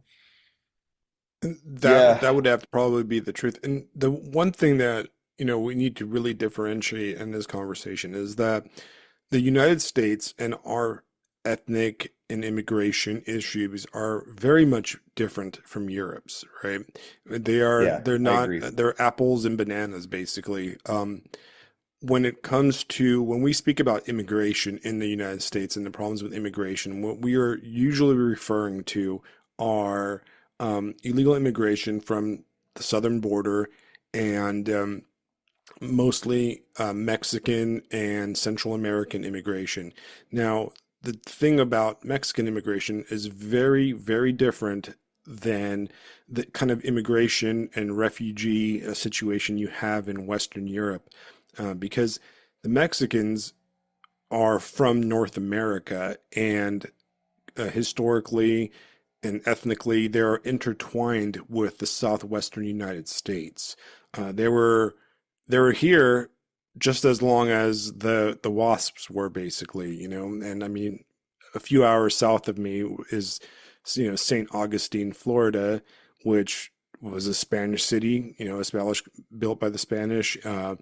There's a Hispanic population that can trace its roots back all the way to before the United States existed in California, for example. And California is littered with Spanish missions that at one time belonged to Mexico and they were independent. And the culture of the Southwest is also, in the architecture and some of the beliefs and some of the customs very much Latin American, uh, compared to, let's say, Europe having any type of Somali or that kind of influence, and so we are dealing with a very different issue, and it's a very difficult one because, you know, it is very different between two border countries and then what you have going on in Europe, which are people from countries separated by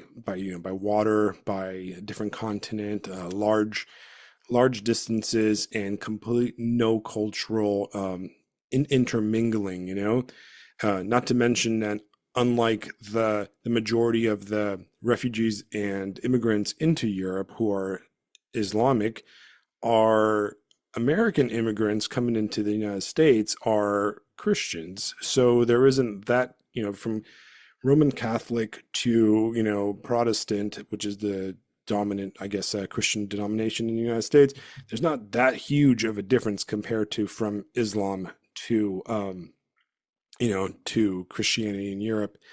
But yeah, so there are two different problems with, unfortunately, no solution really. And I agree with you, Constantine. I don't see mass re-immigration as a feasible thing without a significant amount of blood and money being spilt and spent, Yeah, I'm not even sure it's desirable. I Right. mean, in terms of human costs involved, uh, that it would actually entail. But well, just real quick, I wanted to mention is like talking about Western Europe, since you brought up I mean, I completely agree with you what you were saying. I'd say about the people from Mexico and Central America coming to the United States being actually quite closely related to the peoples of the southwestern United States. I mean, in terms of ethnicity, culture, and religion. So, not really aliens, in my opinion. I mean, a lot of people on the right would disagree, right? They would argue that the United States was founded by the white man and should be the white man's country. Um, I find the narrative a bit problematic because it's not entirely true. Yes. I mean, it's true to some extent, but it's not completely true, right? I mean, there's always been a massive, I would even say non-white element in US history from the very, very beginning. Um, yeah, and talking about Western Europe, yeah, of course, yeah, like you said, the situation is completely different. I mean, like I mentioned earlier, because we don't share a border with the countries that the immigrants are coming from. And at the same time, a lot of politicians, I would say the liberal establishment politicians in Western Europe, they're always calling for assimilation. They're saying that these immigrants need to assimilate. But what exactly do they mean by they need to assimilate? Well, they mean that they need to accept, I mean, gay rights, women's rights, transgender rights, basically. I mean, all the liberal values, basically. That's what they mean when they talk about assimilation. Right. And of course, I mean, by nature, a lot of these immigrant groups that are in Western Europe are by nature very, very, very conservative, socially extremely conservative. I mean, in terms of social values, I would even argue that I have probably more in common with a lot of these immigrants in Western Europe than with my European compatriots. I mean, I find it sometimes much easier to talk to a doner kebab vendor, a Turkish doner kebab vendor, or an Arab Arab shawarma vendor than my German neighbors, to be honest, right? Because, like, in terms of values, social values, I have more in common with the immigrant groups. And then, of course, like the liberal establishment, they always say that these immigrants, like the Muslims, the Muslim women, they should not be allowed to wear a headscarf in schools or in universities because it goes against the French Republican values of equality and I don't know, fraternity and liberty and all that claptrap. So, Egalite, right? That's like yeah, yeah. that's an actual So law in France, if I'm correct, if I'm right, right? They're it's legal, it's illegal for them to wear the yeah, yeah, headscarf. now it is right. I'm totally against this law, by the way, and that was my point. I think they should be allowed to wear the headscarf wherever they want, if it's part of their tradition and their culture, and I don't see why not. I'm against assimilation out of principle because the whole notion of assimilation it reeks of globalism basically and unipolarity again. I mean, people should have the right to difference, and this is a fundamental right, in my opinion. I mean, it's a much more important right than the so-called human rights. But this right to difference is constantly being infringed upon, basically. Right. You Do know, you think, okay, do you think that the liberal-minded, the progressive-minded people in Europe and the United States, do you think that in the past and maybe even today, because they truly believed their kind of globalist assimilation kind of fantasies, that in a way they're open-minded to this mass immigration because they expected all these guys, to come over and pop on some Nikes, some Ray-Bans, and all of a sudden become just regular old French bros or whatever, and that there's some kind of a cognitive dissonance or a little bit of a shock when they never did, I think that's something that has to be going through the minds of some of these guys on the left, that there has to be a level of cognitive dissonance about this kind of thing, What do you think about that? No, it's cognitive dissonance. That's exactly what it is. I mean, they're basically denying reality, that they're denying what's happening on the ground by pretending something completely different is happening. I was just reading an interview with a the left, very prominent left party politician in Germany, and they asked him, "So, what do you think about like mass migration of peoples from non-European cultures?" And he said, "Oh, it's simply wonderful." And the interviewer said, "Well, why do you think it's wonderful?" And he said, "Well, because they're such a great enrichment, and they make our country more colorful and more diverse." But I mean, this has taken on like religious forms, this cultural dissonance. I mean, it is like a cult. It's you cannot even question these pillars of the cult, and the pillars are, well, we all know it's like diversity, tolerance, and colorful, basically. But Yeah, well, they use the term colorful. multi-ethnic feminism, basically. But Yeah, they couldn't actually exactly, give you any right? details about who the cultures are. Like you say, well, diverse how? Well, Well, but that's my diverse. point. Yeah, it's But it's all very self-contradictory because you keep saying they want diversity, but at the same time, they want everybody to assimilate, which is, in my opinion, the opposite of diversity. Yes. Right. So, because if you really want diversity, it means you want people to be different. I mean, that's the definition of diversity. But they don't want people to be different. They want everybody to be the same. I mean, this is the ideal. But of course, it doesn't work because people will not be molded into one type of every man consumer, basically. They want to stay true to their own heritage, and they are staying true to their own heritage, as we can see every day in all the major cities all across Western Europe, because it is like what we talked about earlier in Los Angeles. It's very, very similar. You have different ethnic neighborhoods where basically people stick with their own most of the time. Of course, there's some overlap, right? But in general, I mean, this scenario is true all over the West, in Europe and the United States. And ethnopluralism is the only true diversity that we can hope for in the West. The melting pot has completely failed because that's what they try to emulate in Western Europe, is this whole melting pot idea that everybody that comes can become a citizen after, I don't know, 5 years, get a German passport, and be as German as Goethe, basically. I mean, that's the argument. But of course, Right. it's grotesque. It's obviously just Right. grotesque and It's not true, ridiculous. It's right? ridiculous. No, it's totally ridiculous. I mean, nobody. But it's only they only do this with Western countries. Like nobody in the West, not even Western liberals, would ever say that.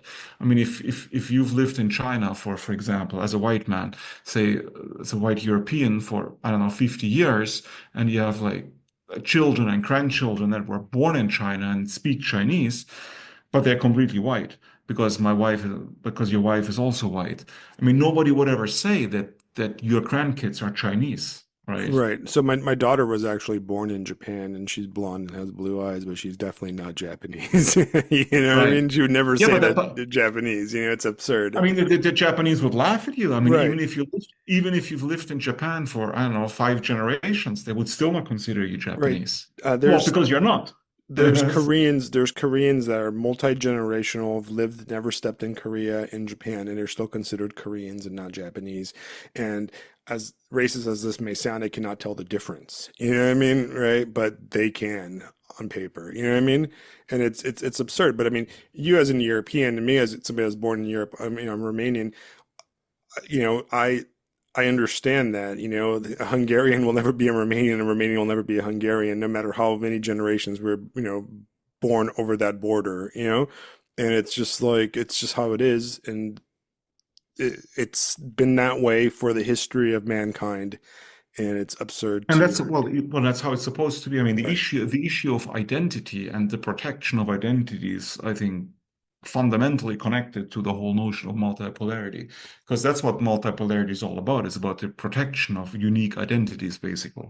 right, right. So what's interesting about the book and what I also wanted to talk to you about is your book, your thought, everything is very much based in the European right. And, Fisto and I are Americans. I guess we're not even right wing by any standards.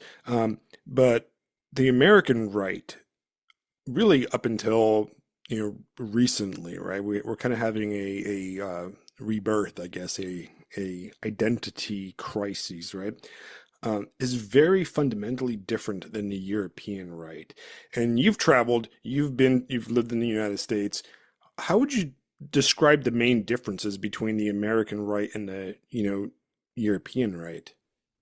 Yeah, I think the main difference is that the whole notion of race is much more prominent in the United States than it is in Europe. I think the whole notion of ethnicity or nation is prominent in Europe. I know a lot of people don't really know the difference between race and ethnicity, but I would say a race is a much larger group, obviously. So I would say a Frenchman, a Russian, and a German, they're all of the same race, the Caucasian race.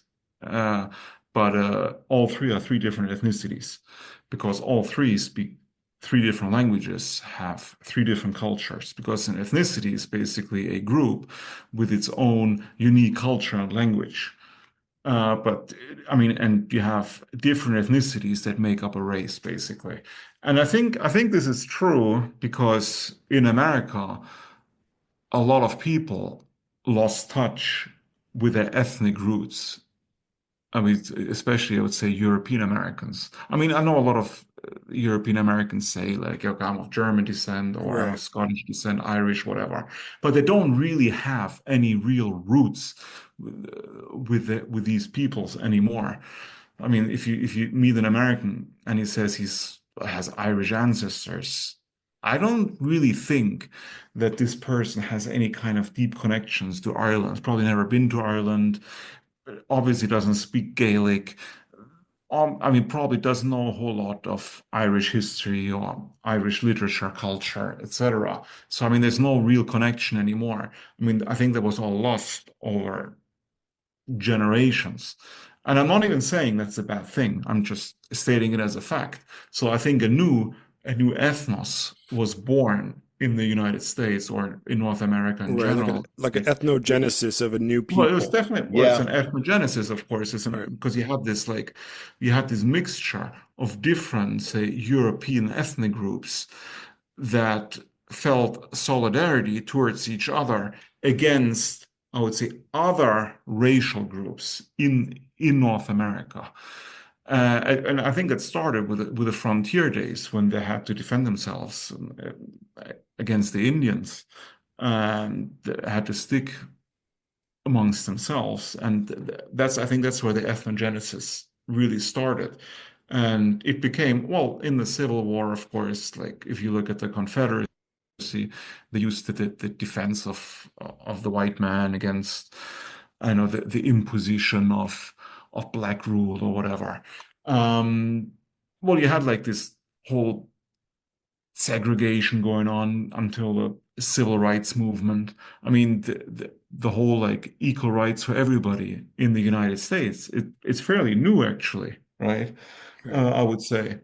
But the point is that people have this identity as say white Americans, and I would say the same is true of say Black Americans, right? I mean, because obviously they also lost touch with their ethnic groups because I mean it's not some uniform ethnic group. Africa, I mean, it's just like Europe. I mean, it consists of like different tribes, different ethnic groups, different languages, and not all of them even look like each other.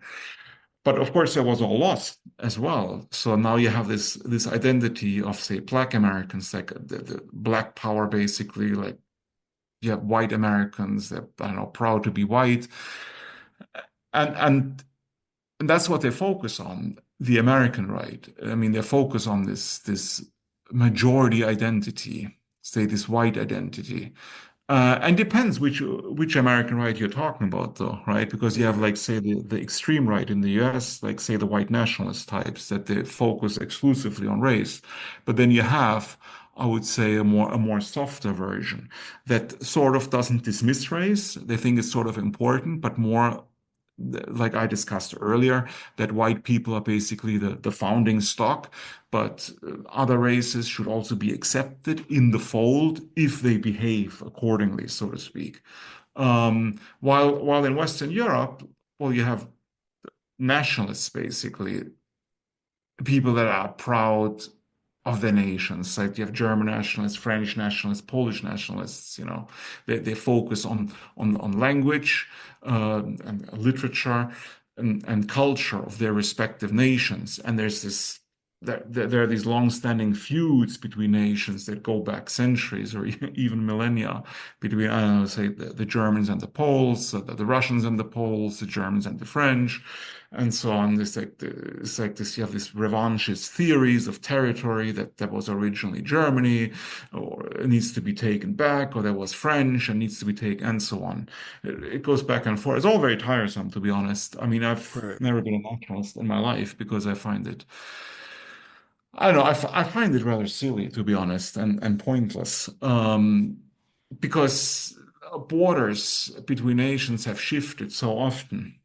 I mean, over the last few thousand years, like there's really no point in saying, for example, like German nationalists are arguing that because I lost some territory after World War II, and now it's Poland or Kaliningrad, which is now Russia, used to be Königsberg. They're saying, oh, it needs to come back to Germany, and maybe we can make a deal with Russia. But why? Why? Because I mean, this is already like 70, 80 years ago, and there are not even any Germans left in these territories anymore. I mean, they're Right. all ethnically cleansed, and it's now been resettled with Poles or Russians who've been living there also already for like 3 generations. So it will just open old wounds again for no reason at all.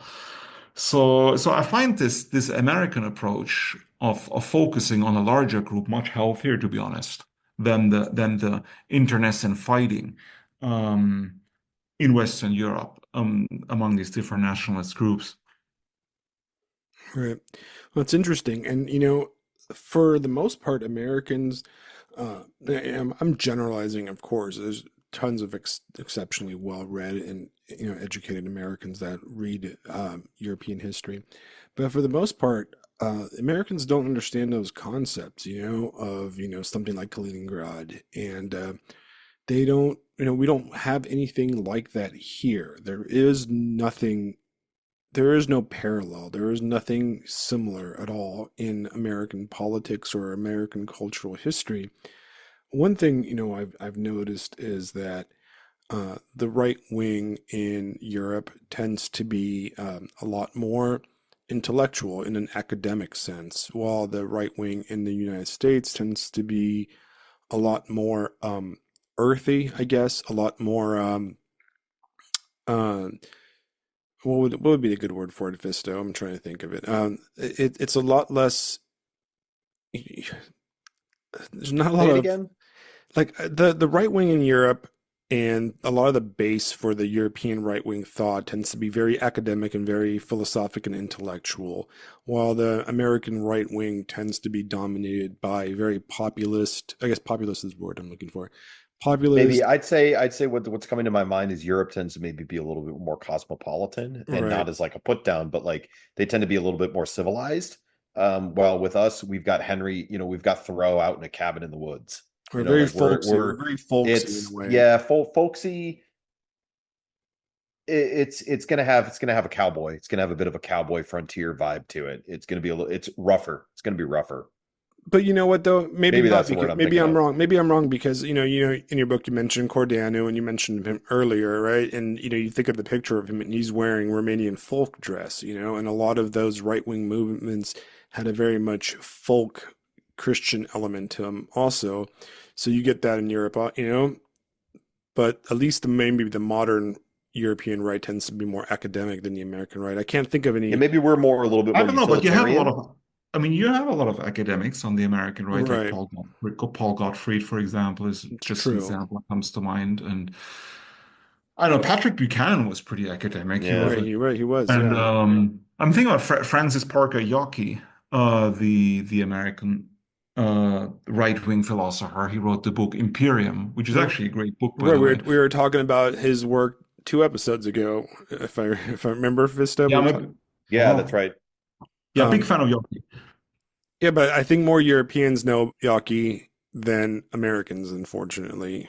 Okay, like when it comes to the right wing as a whole, you'll probably, uh, you know, he would be considered very esoteric on the standard right now, as opposed to, Pat Buchanan, who is more mainstream.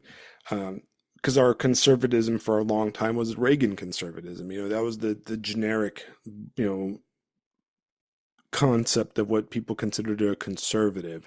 And sometime in 2016, we had a cultural, I guess, a cultural genesis or explosion with the first Trump campaign and election that really completely redefined the right when it comes to America, really, because the right wing that is now in charge in the Trump administration, and really the right wing ideas that are now, crazily mainstream and discussed in, normie conversations out on the street, would be unthinkable, 10 years ago, right? Pre 2016. They it's like a different set of people are now, this generation is so significantly different than your grandpa's right wing, who would be considered, the Tea Party type Republicans. I'm talking about Fisto, right?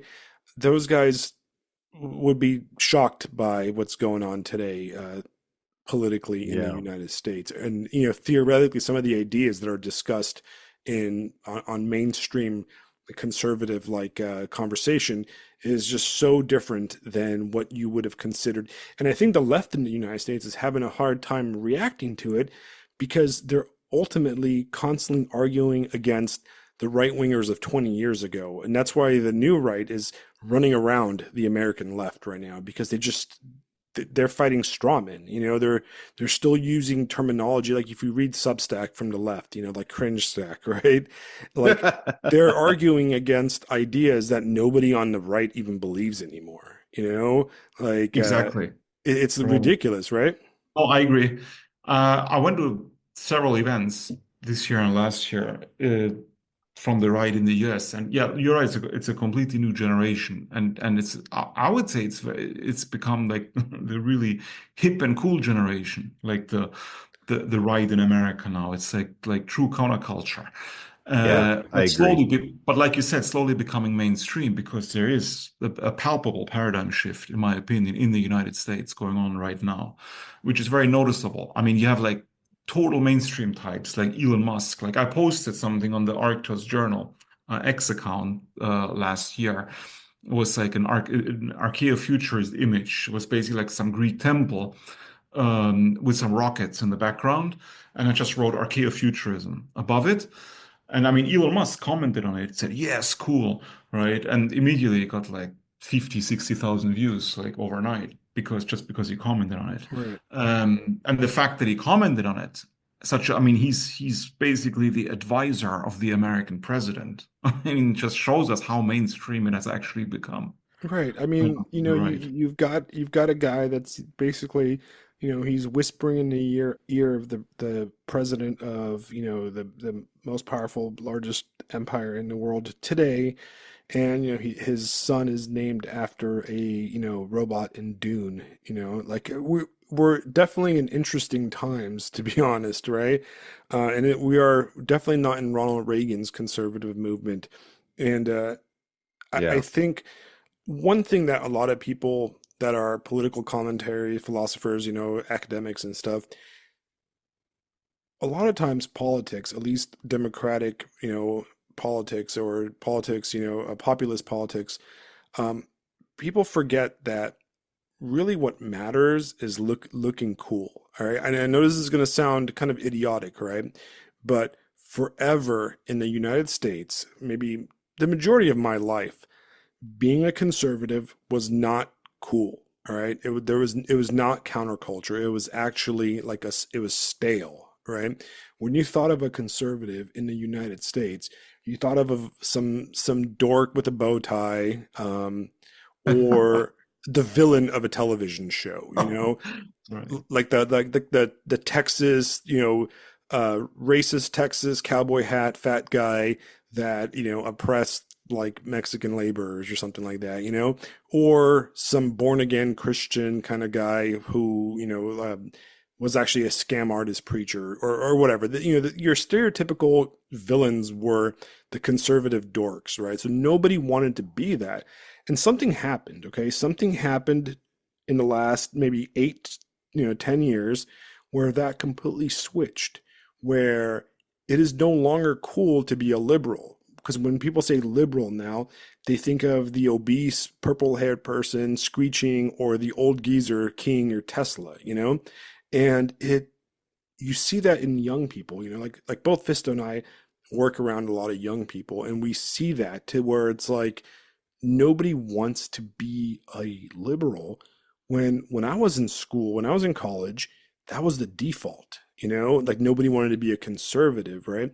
So in a way, somebody did a really good job of changing the normal, generic normie mindset and the image flip, right? So I criticize, we all criticize. A lot of people on the right, on the online right, will criticize guys like Bronze Age, pervert or whatever, and all those guys posting, the Da Vinci David, and that kind of aesthetic posting, whatever they do on the internet. But that really did move the cultural needle in one direction, you know? And Absolutely. right, Yes. I always say, I always come to the defense of BAP and Bronze Age pervert and that crowd of people, because those guys made it cool to be a conservative. When you think of conservative now, or you think of right wing guy in America, you think of some buff dude that's like a racist. That's what you think of, some cool Chad. That's the image Right. people have now, and that's a Exactly. lot cooler than the bow tie guy. Absolutely. Right. Um, yeah, and by the way, like Elon Musk, I think first name Elon because there was Werner von Braun, the Third Reich rocket engineer who later worked for NASA after World War II and was instrumental in helping the Americans land on the moon. I think he wrote a novel called The Mars Project, where the Martian leader is actually called Elon. And there was a huge thing on X, it's like what a weird, strange coincidence that you have Elon Musk who wants to go to Mars. And then you have this character called Elon, who's the leader of Mars in Werner von Braun's novel. But actually, I just saw an interview a couple of days ago with Elon Musk's father, where he actually said that he consciously named his son after this This character character, in Werner von Braun's novel, which is which is just bizarre, really. Yeah, but what you were saying is like totally true. Like, and it's not only true in the United States, where basically it's cool to be on the right. I think it's also true in Western Europe. And you can see this also in the voting patterns because you have like the AfD, the alternative for Germany, which is like the second strongest party in Germany now, or was in the last election a couple of months ago. I think according to polls, it's actually the strongest party now, even. So it would be if there were elections today. Um, it's considered like right wing, right, by the right. mainstream establishment. But if you look at the voting patterns, it is actually mostly the younger generation vote for the AfD, while older people like the boomer generation still vote for the establishment parties, like the Social Democrats and so on, the Green Party, etc. And even if they do like surveys in schools and high schools in Germany, and they ask students like who they would vote for, the AfD is usually right on top, which means you see this paradigm shift all over the Western world and not just in the United States. And this is why I'm so optimistic because I think it's basically unstoppable, this paradigm shift, and it will happen. And if it happens in the United States, it will happen with a delay of 5 to 10 years in Europe as well. That's why I think it is absolutely imperative that the whole MAGA movement has to become dynastic and cannot stop after Donald Trump after 4 years. Because if that happens, then it's all over basically. Right. So I want JD Vance to become 48. That would be ideal. I agree. Yeah, absolutely. 100%. I agree. I mean, I like him more than Trump, to be honest, even. I So, think Me he's too. so do I. That's what, yeah, that's who I was pulling the chain for, really, after seeing him speak and then knowing a bit about him. I mean, he's, I'm from a city in Ohio, but he comes from where my father grew up, and it's like, okay, yep, that's the guy right there. Yeah, I read the not even book, gonna bother. Hillbilly Elegy. It's a Yeah, masterpiece. It's like yeah, It is, yeah. real I agree. defense of the yeah. white working class. Ohioans aren't playing, man. Ohioans don't play. Like we there's a culture that comes out of the Rust Belt that I see when he speaks, and I see when he reasons, and I see how he discusses. He's got a very like Rust Belt way of going about life, and yeah, how can I not vote for that? I'm not going to agree with the guy on everything. There's some things that I'm going to be like, come on, Vance, shut the hell up. But I also feel like I could say that to him, and he'd be like, all right, yeah, fair enough. All right. I mean, I'm still going to do what I'm going to do, but I appreciate it. Like I feel like I could, get a beer with the guy. I hate saying that, but there it is. But I mean, he's basically. And I think in a lot of ways, we need to be careful not to really underestimate Vance either, because guys, the vice president of the United States is a shitlord. I mean, the whole Vance meme thing, and then the one he dropped where, I mean, that's kind of like, the guy knows what he's doing. The guy really knows what he's doing. And regardless of whether we think, I mean, he's clearly the best choice, but like, we also got to watch that guy. Like, I'm not joking when I say that he could be an American Augustus. The guy is playing the game That to would a be really great. high level. In the long term, I agree, but man, he's playing the game. He really is. He's playing that game. I don't think he's playing I'm going to run for president. He's like, nah. He definitely understands. He understands y'all the are gonna, culture. yeah. Y'all are gonna force the throne upon me.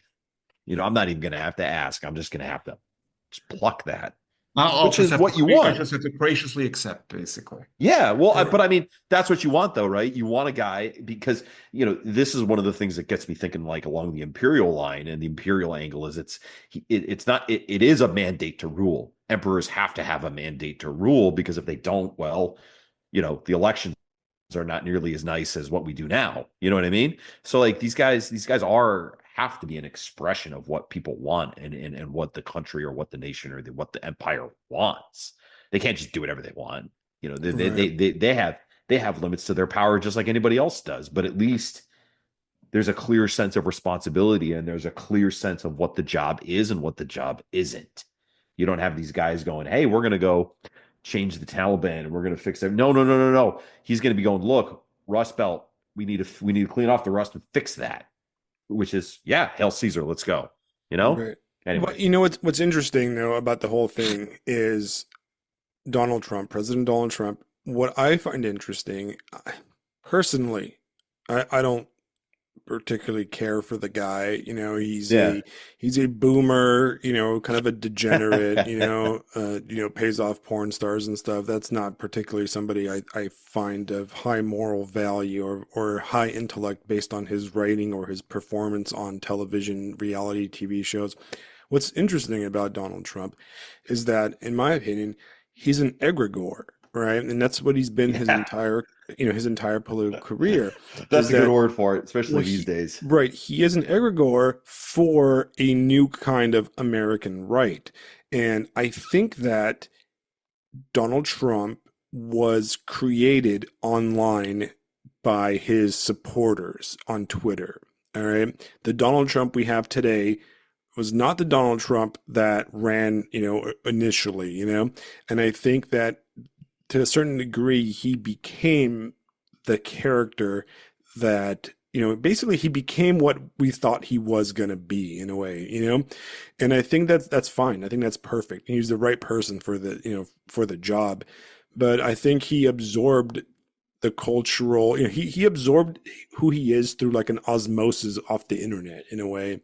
And that's the the thoughts You're and the making frustrations and the beliefs of a frustrated young conservative, or not even conservative, but like angry kind of young man or young men that, shit posted on the internet, and he kind of became that, at least in this second term yeah, specifically. yeah. The second term definitely. It's like if the universe needs a knife, it makes a knife. If it needs a cultural wrecking ball, it makes Donald Trump. Like, Right. here it goes. You know, but what I Yeah, do, I know. It's very well put. I completely agree. I think Trump is an instrument of history, and I'm not really So interested funny. in Trump as a man. right, I I'm more agree. interested Yeah, right. in Trump as a symbol on what he represents, whether he wants to or not, right? Because I mean, he is an instrument of history, and I mean that's a given. It's a fact, basically, and it's the whole movement that he created that now is in full blossom that is really the hope for the future, in my Right. opinion. And Vance is a big part of it.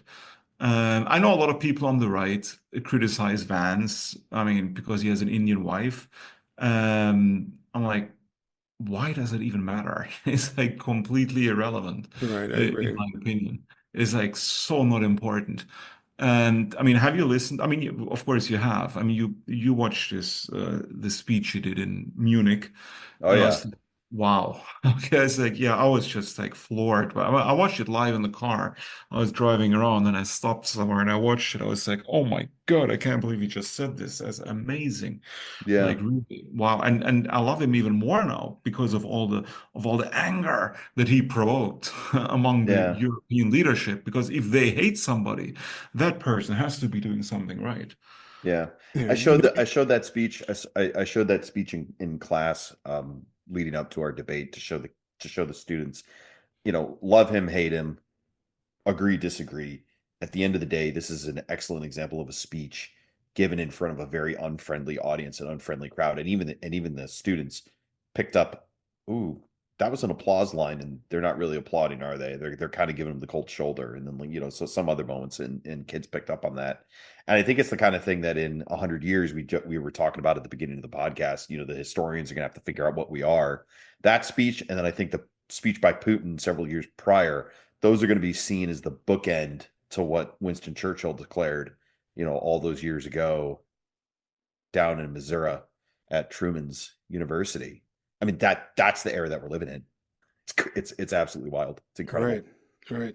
Watching that speech, usually when I watch mainstream politician speeches throughout my life, a lot of times I sit there and I go, that was good, but I would have said this, and I have like a whole list of things I would have said. Well, watching Vance, I was like, no, no, he said everything I would have said, like I was, Yeah, yeah. He spoke what needed to be spoken. and the thing is, Just here it I is. love Europeans. I mean, fuck, I'm a European myself, and I think that, uh, you know, he wasn't speaking to the politicians. He was really speaking to the European people. That's what I think. I think he was speaking to everybody else and saying, "Hey, man, we're not going to support your guys' leadership anymore." And that's really important, kind of a thing. Um, Constantine, I do want to talk about one chapter because we're running out of time, but I want to talk about the land and sea chapter. I really like that. Right, Oh yeah, yeah. That I have a couple notes on that one that I would love right. to share. But Um, please, Alex, please, after you, I sir. just to kind of summarize it for listeners, Constantine talks about in the chapter called Land and Sea, he talks about that there's two types of empires, sea empires and land empires. For example, a land empire are empires rooted, nations and people rooted in the land. He gives an example would be Russia is a land empire, China is a land empire, where the land matters, the space matters. And then empires that are focused on the sea, they're really mercantile empires would be, the United Kingdom, Great Britain, the British Empire, the Dutch colonial empires, for example, are very sea lane oriented to where merchants and trade matter. I would say the Venetian Republic in the Renaissance and later would consist of a sea empire because they were a small city and their power came from trade and their sea power. very like these are metaphors for the kind of culture that these empires have, as in rooted and unrooted, right? And the American Empire um, would be considered that the American Empire would be considered a sea empire, the modern 20th century unipolar empire. I think that the American people and the culture tends to be a land empire. At least it was in the 19th century with the Western expansion and the love for the West, et cetera, et cetera. And that's kind of where our schizophrenic empire comes from. I think that America's schizophrenic because we are a land people with a sea empire governing class. All right. But I thought Yeah. that the chapter was really good. What do you think, Fisto? The invocation in the book of Rome versus Carthage, Carthage delenda est. Let's go. Like I'm not even. I just the zeal that lit.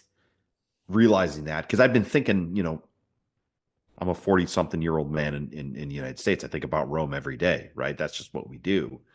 I'm kidding, but to frame our politics and to frame our political issue, our political fight of the day in that frame, Rome versus Carthage, the Punic Wars, and all that stuff.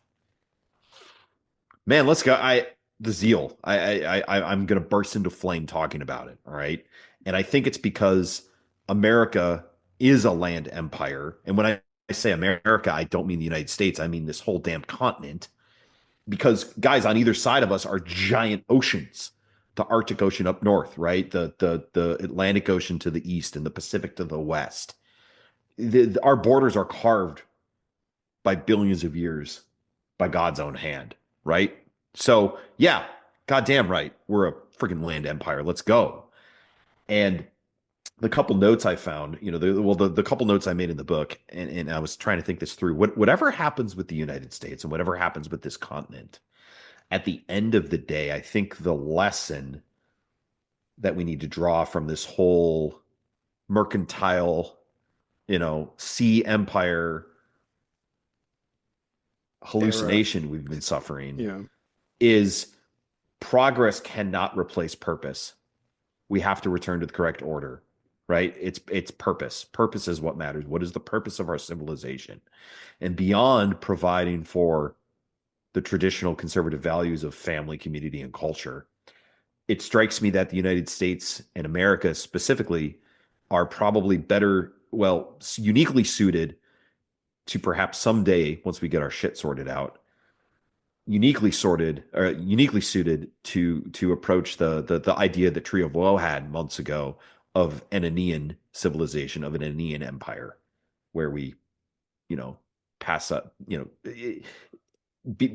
basically claim our aerospace heritage. Maybe that's the way to say it. We claim that thing we began all those years ago in the 60s, which got, ruined by mistaking progress for purpose. Right. So anyway, a lot of thoughts, but that's where I'm going, is just that slogan, purpose before progress. That's kind of where I'm at. Yeah, it's very well put. I agree. I agree with you, Alex. Actually, right? That I think America used to be a land empire, and its purpose was to be a land empire, even Yeah. from the elites. And just talking about, say, the manifest destiny, for example. I mean, that's like the destiny of a land empire, obviously. I think at some point it was hijacked, though, right, by the coastal elites, because now you have what is called flyover country. You have like the East Coast and the West Coast, and we all know like East Coast, West Coast. It's like infested with liberals, basically, and they have absolutely no respect for the heartland. I mean, just the whole term flyover country is a complete insult, in my opinion. Yes, because it is the heartland, so-called flyover country, that is actually what makes America great in the first place.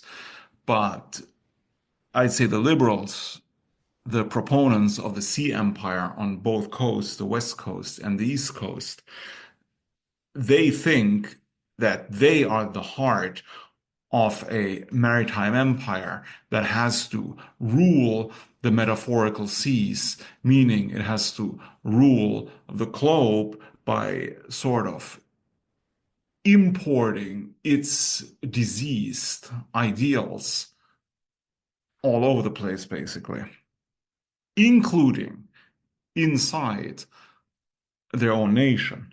So they attack. I mean, so East Coast, West Coast, they attack across the oceans, the world at large, but they also attack the heartland of the United States, trying to corrupt it. Right. I mean, trying to desperately change it, so to speak. So you have this struggle between land and sea within America itself. I see the Democratic Party was obviously the party of the sea, the Republicans, I mean, the MAGA Republicans, not the rhinos, I would say the party of the land. And well, the party of the land won. And hopefully America can then return to being the land empire it was always destined to be. Right, you're absolutely right. And you pointed out the obvious, the coastal elites have nothing but contempt, for the middle. They've hollowed out the middle because that's who took the brunt of globalism. It's the middle. It's the land empire that was abandoned, that rusted, that was destroyed, and it became a decaying reservation in most places in the Midwest and the Rust Belt. And um, it's exactly that. It is a very schizophrenic thing, and I fully agree with you. Terms like flyover country, where we have this massive, beautiful country that is uh, maintained and lived on by people for generations, and they take care of it, and they farm and they raise the crops and that kind of stuff and feed the world, and they're completely hated by the coastal elites that have nothing in common with them and treat them with nothing but contempt. And that's a very interesting thing. You know, Sometimes I think about I like I'm not an expert on it, but I do enjoy reading Russian history, and I am a huge fan of 19th century Russian literature is like my favorite out of all of them. And 19th century Russian history I find fascinating. And there was something I was thinking about while reading your book, and I was thinking about how in the 19th century the Russian elites, and this is like your common what Tolstoy's point was in War and Peace. They were Francophiles, they loved the French, they loved Western Europe. They despised their peasants, they despised the serfs living in Russia, and they just looked down upon them and thought of them as like provincial alcoholic losers, and they all wanted to be French, and they all would go to Western Europe and get educated there, and they would come back and look down upon the uneducated serfs, living in Russia, and how great the French were, and how great the French enlightened were. And then the French invaded them, and that's kind of the whole point of War and Peace, right? And the French invaded, Napoleon invaded them, and it was the serfs that fought him off, right? It was the serfs that fought and died on the battlefield and kept Napoleon's armies from conquering Russia. And when they came back, when all that was said and done, there was kind of a cultural revolution in Russia at that time where the same intelligentsia, the same kind of elites that were Francophiles, a decade earlier, now became obsessed with, traditional Russian peasant ideas and folklore and cultural, authentic cultural, patriotism and that kind of stuff. And a lot of the things, like, everybody knows the Matryoshka dolls, right? The little nesting dolls that everybody knows, the little babushka nesting dolls, right? Everybody thinks that those are really, really old, but they're actually not. They're late 19th century. They're invented as an art prop during this era of kind of like folklore revival in Russia, where they turned inward and kind of redid their culture. And Russia seems to do that a lot. And that also happened, post World War II, when the early communist elites were internationalists, and they had you even mentioned this in your book, right? The pre-Stalinist communists were very internationalist in their outlook and, didn't really care much about Russian culture and that kind of thing. And then after World War II, when it was the Russian, common man that fought and died on the battlefields, they came back and there was a kind of a revival of national pride that really kind of not contra, it was very different than the pre-World War II communism that Russia was going through. So you had these kind of cycles. And I think that we might be heading towards that, where I think we need to have that in the United States, where we need to kind of look at some of the things that make America America and identify them and have a kind of a folk revival or a cultural revival where we look at the things that are valuable and the things that make us American different from Europe, for example, or different from wherever anybody else that's here is coming from, and have a cultural focus on spreading that idea in the same way that it happened in the past. What do you think about that, Constantine? Dude, think I'm on the mark at all, or No, you're totally on the mark. I mean, we talked about Russia is absolutely true. I think it even started during World War II. I mean, with Stalin right, basically calling it the Great Patriotic War, and even opening the churches again, the Orthodox churches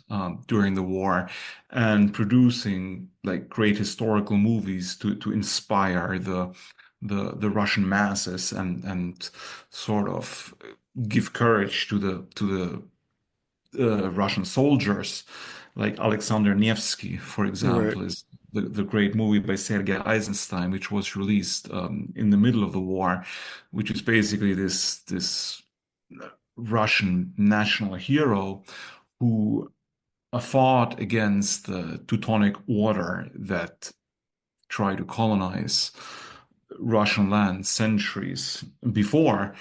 So, I mean, there was a clear parallel, of course. And well, when you talked about the Russian elite in the 19th century, it's totally true. I mean, I'm also quite familiar with Russian literature. My favorite novel would be Anna Karenina by Tolstoy. I think it's just a complete masterpiece, but War and Peace as well. heard I that. actually listened to the entire War and Peace about 3 years ago with my wife because we always go for walks in the evening and listen to audiobooks. So over the course of several weeks, we will listen to the entire unabridged War and Peace. Um, and yeah, of course, I mean, lots of passages are in French because you have like the different characters like Pierre, for example, that are completely, I would say, well, ruthless cosmopolitans, Right, so to speak. right, Yeah, and I think like in other countries, you have the same phenomenon. Like I would say Germany, for example, like pre-Napoleon Germany, of course, French was the lingua franca back then. I mean, of West of Europe in general. Like, well, now it's English. Back then it was French. And well, then you had the Napoleonic invasion, and that basically created sort of like German patriotism and a sort of like focus on German culture that was never there before. So it kindled everything. I mean, when you have, well, I guess it has something to do with human psychology. When something that you have, that you hold dear, is under threat of being completely eradicated or occupied, that you defend it with even more fervor, and thereby you focus on what makes it important in the first place, and you sort of even revive traditions that were even half buried. I think the Matyoshka dolls that you mentioned, the Russian nesting dolls, are a perfect sort of metaphor for this, right? Because you right. have like one doll within the other one, sort of being revealed, like the blossoming of a culture, so to speak. So it's absolutely true, and that we need this in America now. Well, that is self-evident, of course, and I think it is already happening though, because I mean, you have this complete catastrophe of say entertainment, like movies, literature in America in the past, I don't know, 20 years, where you can't watch any movies anymore coming out of Hollywood, or any TV show coming out of Netflix or Amazon Prime or whatever, because Right. they're all like they're totally woke and infested with like weird degenerate tropes. So they're unwatchable basically. Like I used to watch a lot of movies in like say the 80s and 90s, and I barely watch any movies now because I simply can't. Like I start watching it and immediately there's some weird like Right. forced gay character or some diverse some I don't know Black Achilles in the Trojan War. It just And pisses you off. Like, it's fuck. like I switch it off. I can't watch it. I mean, it doesn't even matter if it's well made or not. I don't even care. I just simply can't watch it. It's out of principle. Right. So and they're all like this now. And it is done because of ideology, not because of any kind of desire to make money on the part of the studios, because a lot of times they even lose money. I mean, I think the last great, I would say, pro Western movie or movies that came out that really inspired people was Peter Jackson's The Lord of the Rings. Right. That was completely not politically correct, completely not woke. I mean, the entire cast was white. There was not a single uh, diverse character forced into the movie. It stayed fairly faithful to the source material, and people just loved it and made a shitload of money, right?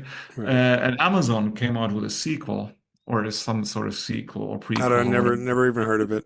Well, yeah, anyway, I never watched it. I'm I joking. just read I heard about about it, but I've it. never seen Well, it. It doesn't well, exist. no, they have like what? They have like I don't know, like black hobbits and Chinese elves, and it's like Yeah. I mean, it's just forced, and people can see that it's forced, and it's not even that popular. I mean, nobody really talks about it, even though Right. it costs billions of dollars apparently, because people don't want it. But the studios produce them anyway, these movies. So ideology trumps business for them, and Absolutely. this is how much of I mean how strongly they believe. But I think this is changing now, especially now with Trump's re-election. Um, the whole culture is basically falling into step with what Trump and his team are trying to achieve. It's sort of like it's almost like a cultural revolution, I would say.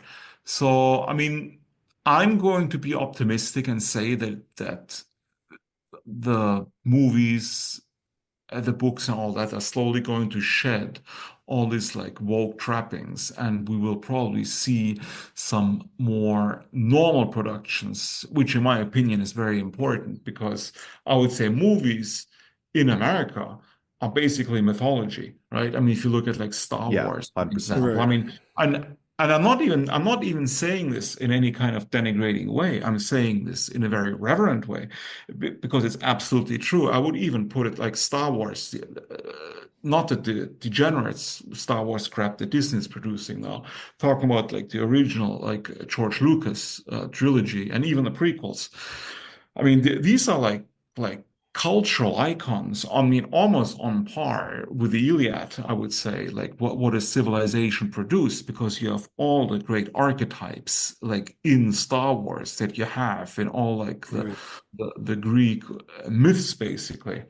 But without any kind of irony, because if they make movies like this today, it has to be always ironic, somehow you have to subvert it, make fun of it, you have to mock it. But they weren't. They were very innocent and they were very true to what made the West great in the first place. I think all of this is coming back. I mean, I can feel it, and I hope it will come back. And maybe future generations will look back and on the woke era and just smile and laugh and say, what kind of nonsense was this? Right. And it is, it's going on right now because I think with the vibe shift or whatever, people call it online, there's a level of like whenever something new comes out, it's like almost everybody's watching and waiting in like the theater or in the preview or whatever, waiting to groan and going, oh, okay, there we go. Like there we go. That's what's going on here. Like every time something new gets announced, you're like, and Yeah. who's gonna be black? You know what I mean? Or something like that, The right? real money making is now ripping on the culture and how Right, bad the right, movies right. are. Well, which, seeing that I agree with you, and we've said this on this podcast numerous times, film is the 20th century American art form. It's the defining art form of Yep. the 20th century, and it is That's really what we is did. it is critical to our That's culture. what we made. Now, I do, because you did bring up media. I had one interesting question, right? So, in a multipolar world, in a multipolar community, right? We talk about, land and sea. Now, how about the digital, right? Because the digital, Was how thinking about about a that earlier. digital empire, right? Because the big problem right now, I see, and I don't have an answer yet. I've been kind of rolling this in my mind, right? Is that so much of our world, of our ideological and philosophical world right now, really dwells on the internet, right? How do we have digital borders, right? How do we keep ideas that are harmful or insane or like for example most of the woke stuff is 2010s Tumblr stuff that's spread around the world. How do we keep our individual multipolar ethnic cultural communities pure, not I guess not, maybe pure is not the right word, but intellectually pure from the greater, whoever controls the greater digital idea marketplace? Because in in a world of in a pre-digital world, in a pre-modern world, right? You had your peasants, your serfs, your hoi polloi, your merchants and everything, and it was the intellectuals, right? It was the intellectuals, it was the elite, it was Evola's like elite that received the ideas, and from the elite it trickled down to the masses, right? Unfortunately, now it's the opposite way around. It seems that garbage ideas from the garbage pile through the internet spread to the lower classes, the lower intellect, right? Like rap music spreading all over Europe, for example, and you have this filth culture, like a dissemination across the world coming from the much more culturally dominant nations like the United States or, England, for example. How do we build this? How do we make the digital world multipolar so we can have separation? You know what I mean? Well, it's a very interesting question, to be honest. Yeah, I'm just thinking about Russia, right, and India, because I think in Russia you have the phenomenon where basically, I mean, you have Western movies, Hollywood movies, and Western music, but so I would say in terms of movies, I think Western movies in Russia are still more popular than Russian movies. But I think in terms of music, it's actually, I think in Russia now more people listen to, say, even Russian, say, pop music Right. than American or Western pop music. And I think in India, I mean, it's always been that, say, Bollywood movies are even in India, I mean, way more popular than Hollywood movies. I mean, in India, I would say like Hollywood movies are only watched by the liberal elite, basically. Like the average Indian doesn't watch any Hollywood movies, just Bollywood. Same with TV series and music, the same.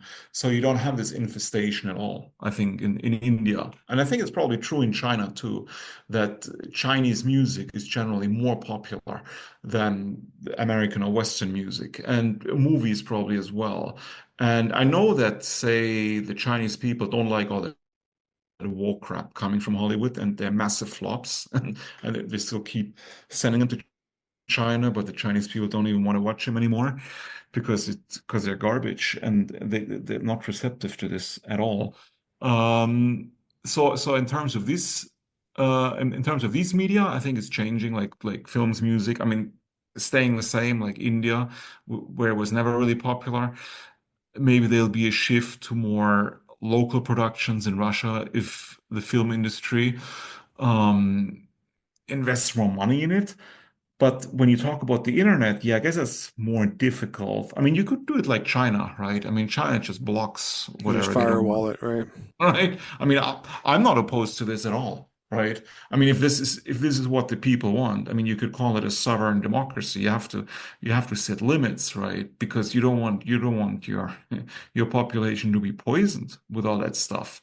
I mean, you firewall it, but if you're really smart, of course, you can get around the firewall, Right. obviously, right? Right. But the majority of people will not get around the firewall.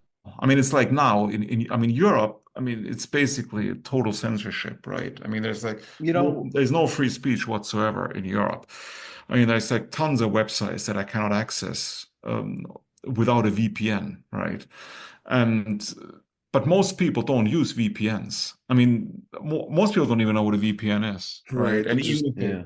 even if they know what a VPN is, it's just too much hassle to download it, so they just won't even bother to download a VPN just because they want to access like a certain website. Um, so I mean that's one way to do it. You just firewall it basically. So like Yeah. smart intellectuals, you can still access all the garbage basically if you feel like it, but it won't really affect the majority of the populace, I think. Yeah, I think it's probably the best and the only solution, to be honest. right. I mean, look at Yeah, the Twitter kinds of right people now, who would right? get around the I'm sorry. firewall. Sorry. Go I ahead. was just gonna say the people who can get around the firewall reminds me of hackers. Like they're probably the people you want to get around the firewall, and then you just, like a hacker that beats your system. Well, you just hire the guy. All right, perfect. You approach it smarter, not ideologically rigid. Right, exactly. Right. Right. Yeah, I think firewall, why not? I mean, Well, you have like, I mean, China just bans everything. I mean, they have their own like social media apps because they don't have, I guess, Facebook, WhatsApp, all that stuff. They just have like their own local versions of it, which are also huge, I suppose. I mean, there are definitely ways of doing it, and I countries are wonder. already doing it. This reminds me of the whole argument between land and sea empires. I mean, it's true in the digital space. The digital space is just ruled by the sea ethos right now, so it's free for all everybody. Yeah, here we go. But if you right. got a land empire, well, yeah, you're going to throw some firewalls up. Are you crazy? Well, That's the ethos. right. So, we ultimately, I'm a free speech. I lean towards free speech, right? I don't know, man. I lean towards free speech, right? Um, but you look at Twitter or X, right? And it's filled with like obvious like Indian scammers, right? And or you've got some weird Bangladeshi dude commenting constantly on American politics, obviously for the monetization aspect of it, right? Which really distorts the real value of the place. It's basically a slop factory when it comes down to it. And not only does that hurt Americans from our perspective, because we don't get to have a real discussion about our nation with other Americans, because it's completely like astroturf by some weird dude in Mumbai freaking posting insanity, right? What we have is it also hurts our quick decimation of our culture really fucks up like countries like Japan, for example, because they have a very they have a daisen, right? To use the Heideggerian term from your book, right? They have a daisen where they have a culture and they want to watch Japanese stuff, absorb Japanese culture. Same thing with the Russians, same thing with most of the European nations, right? But now we're talking about these new nations in Africa, Southeast Asia, and stuff like that, that might not have the massive historical cultural rootedness that or older nations do.